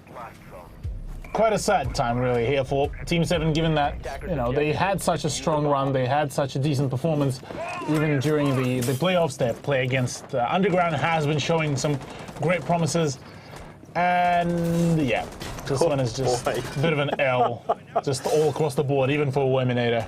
I mean, look, hey, it's still top 2. The team still holds on to, you know, their spot going into next season, and Worm has been picked up by a nationals team, so it's not all doom and gloom at the end of the day.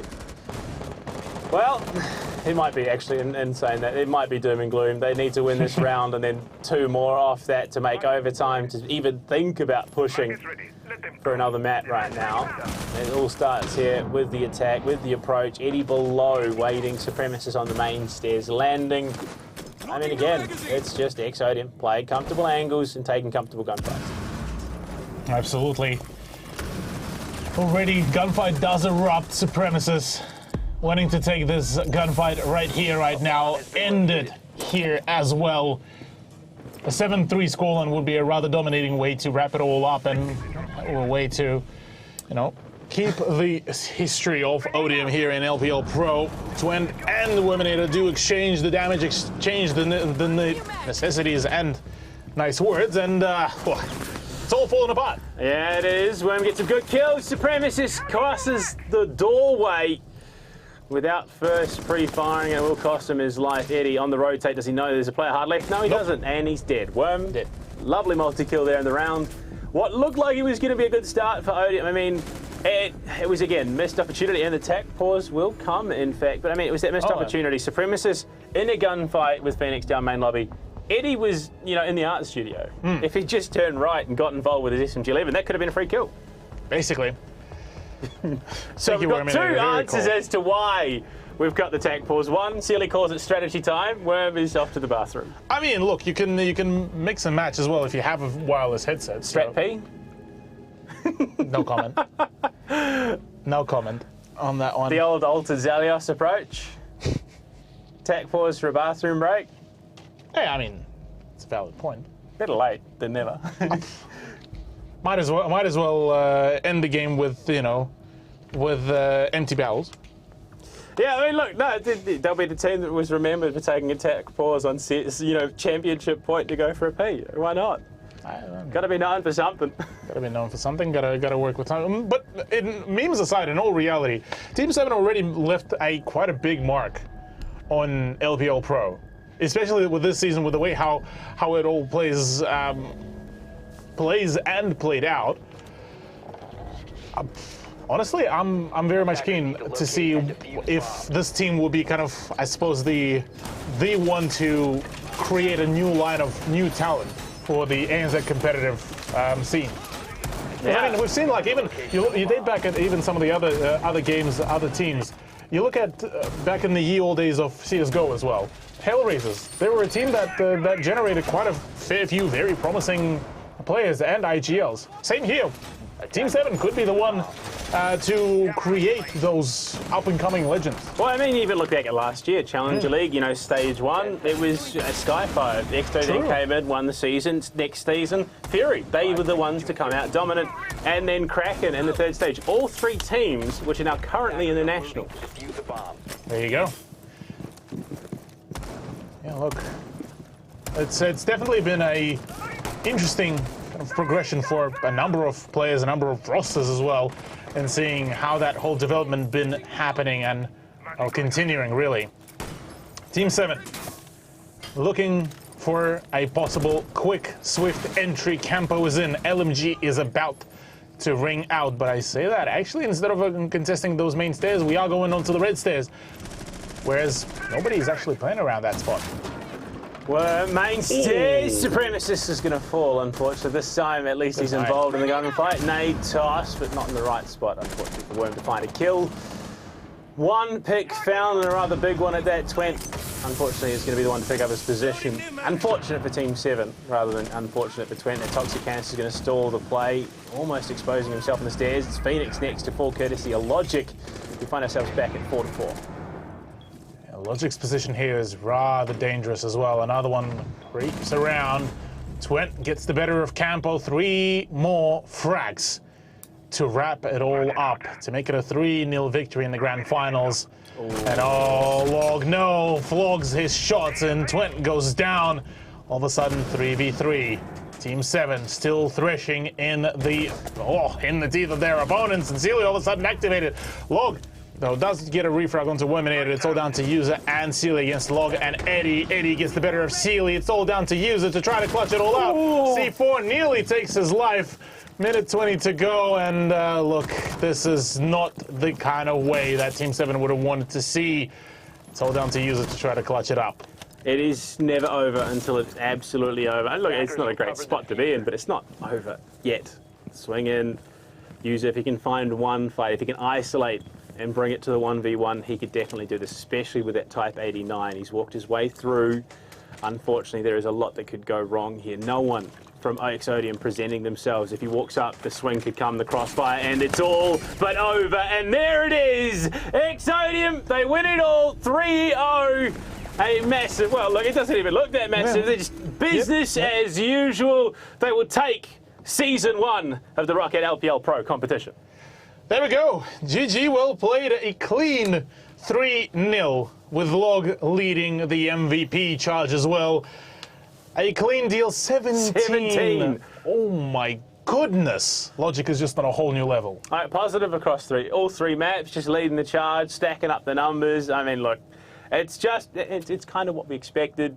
Maybe not in the fashion that we expected, but we did expect Odium to show up and play a very comfortable game. But you can just see in the replays, Team 7, yeah, they did dig deep here. They dug as deep as they absolutely could. But unfortunately, I think it's, again, outweighed by experience and potential at the end of the day. We saw a number of times, Team 7 cost themselves around. Look, even there, the highlight then, they all just snap to the one position if they think someone's there, and it has cost them. Whereas you look at Odium, if someone reveals themselves, doesn't mean that there's not someone over here. So they do keep themselves aware of positioning and potential. So I think Team 7, given time, could find themselves much in the same place that Odium are. Absolutely, yeah. Team 7, whilst yes, they have unfortunately failed to score any sort of points in the grand final, they still managed to make it on to the second point, which is still a noteworthy thing. It still puts them out on a radar very thoroughly through and through. And look, I mean, so far, up until the grand final, Team 7 has been a very dangerous point. But look, now we do get a full proof that Odium are the kings of LPL Pro here. And look, let's take a look and a chat with the king of the kings, of course. Logic, congratulations, you guys do it nice, clean. You don't drop a single map. I mean, you guys looking sharp. How's it feel? Yeah, it feels good, actually. I don't know, was there ever any doubt, boys? I don't know what to say. Nah, all jokes aside, they played a really good match. All three maps, they brought it to us, so yeah, props to them. Fair enough. Look, I mean, going into Chalet, the map that has been arguably Team 7's kind of main map to, play around. Has there been any sort of concern, or given that, well, the difference, the range of the skill sets between yours and theirs was basically speaking for itself?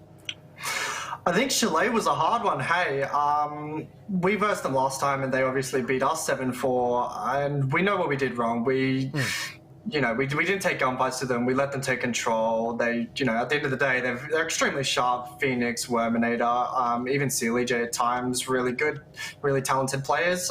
Good future ahead of them, and we just kind of let them do what they wanted to do. So this time we brought it to them a little bit more. We decided, hey, let's not let them run the, run the whole thing, and let's target ban the operators, all three maps, and yeah, it worked out. Well, I mean, look, there's 2 podium finishes for you guys this year. You've got a silver, you've got a gold. I mean, what's the end goal here? Where does it go from here? Is it just to the moon? Oh, it's, we're doing everything to improve. We're doing everything to be the best we can. We were pretty shaky today. That's our first, quote unquote, official thing with Supremacists. All the best of ones were official, but they didn't, they didn't mean a whole lot to us. Whereas it was closing this out was a big deal to us. So yeah, I don't know. I think to the moon from here. Hey, first place, second place, OCM would be lovely. Go south, brothers. Go through them. What can I say? Yeah. Now, look, I do have to ask before we, let you do your shout-outs and everything, does it actually count against Supremacist, given how many times he died outside on the defense? Or, is that one of those things you just got to take part and parcel with him joining a roster? Oh, mate, Supremacist in his spawn pick. We go to him, hey, we're ahead. No need to spawn pick, you're good. And he's like, but I really want him. Runs out, dies. Sawyer goes, that's the dumbest thing I've ever seen. So... Well, look, congratulations, Logic. You put it in your books. You pick up the win. Anyone you'd like to shout out before we let you head off? Yeah, for sure. Shout out my teammate. I mean, first game, holy, Ed, and you guys saw that performance. That was something else. So no, shout out my teams. They put in a lot of work. We put in a lot of effort to be as good as we are, and only improving from here. Thank you to you guys for the cast. You guys had a great LPL season, and you guys are looking very dapper today. We try. And shout out to Team 7 as well. They got bright futures ahead of them. They're very talented young players. Well, look, we'll let you head off. We look forward to seeing more of Logic and the Exodium gang in the coming weeks and months, of course, in competition across ANZ Cthulhu. I mean, what a season it's been. Oh, yeah. It's been an absolute banger of a season, and honestly, I have been genuinely pleasantly surprised with the fact that we got to see a clash of variety in different disciplines and variety of different skill sets and tiers of those skill sets. So it was good to see, to get a good gauge of what is coming up, who are those up and coming players within the OC scene, and look, LPL Pro provided that. Yeah, look, and speaking of providing, we're providing you with some Arctic treats. Someone, of course, is going to walk away the winner.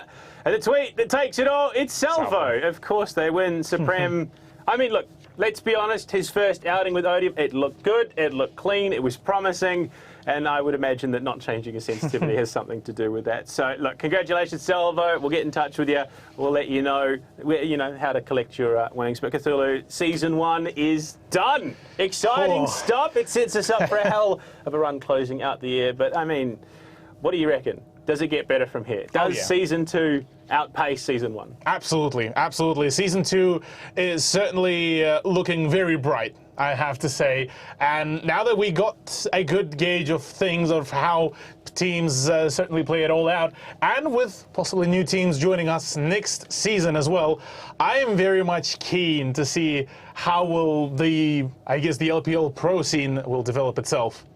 Yeah, make sure you stay tuned on socials. We'll be updating you on when Season 2 is coming, of course. We know, look, 4 teams will be staying on Underground, Altazelios, Team 7, and, of course, Exodium, the winners of our competition, will be joining us next season with 4 teams potentially coming through with the relegations. We'll have to wait and see. But Cthulhu, that's it. We're done. Season 1 is locked and loaded. We're ready to send you off. We'll see you guys very, very soon for Season 2. See you then.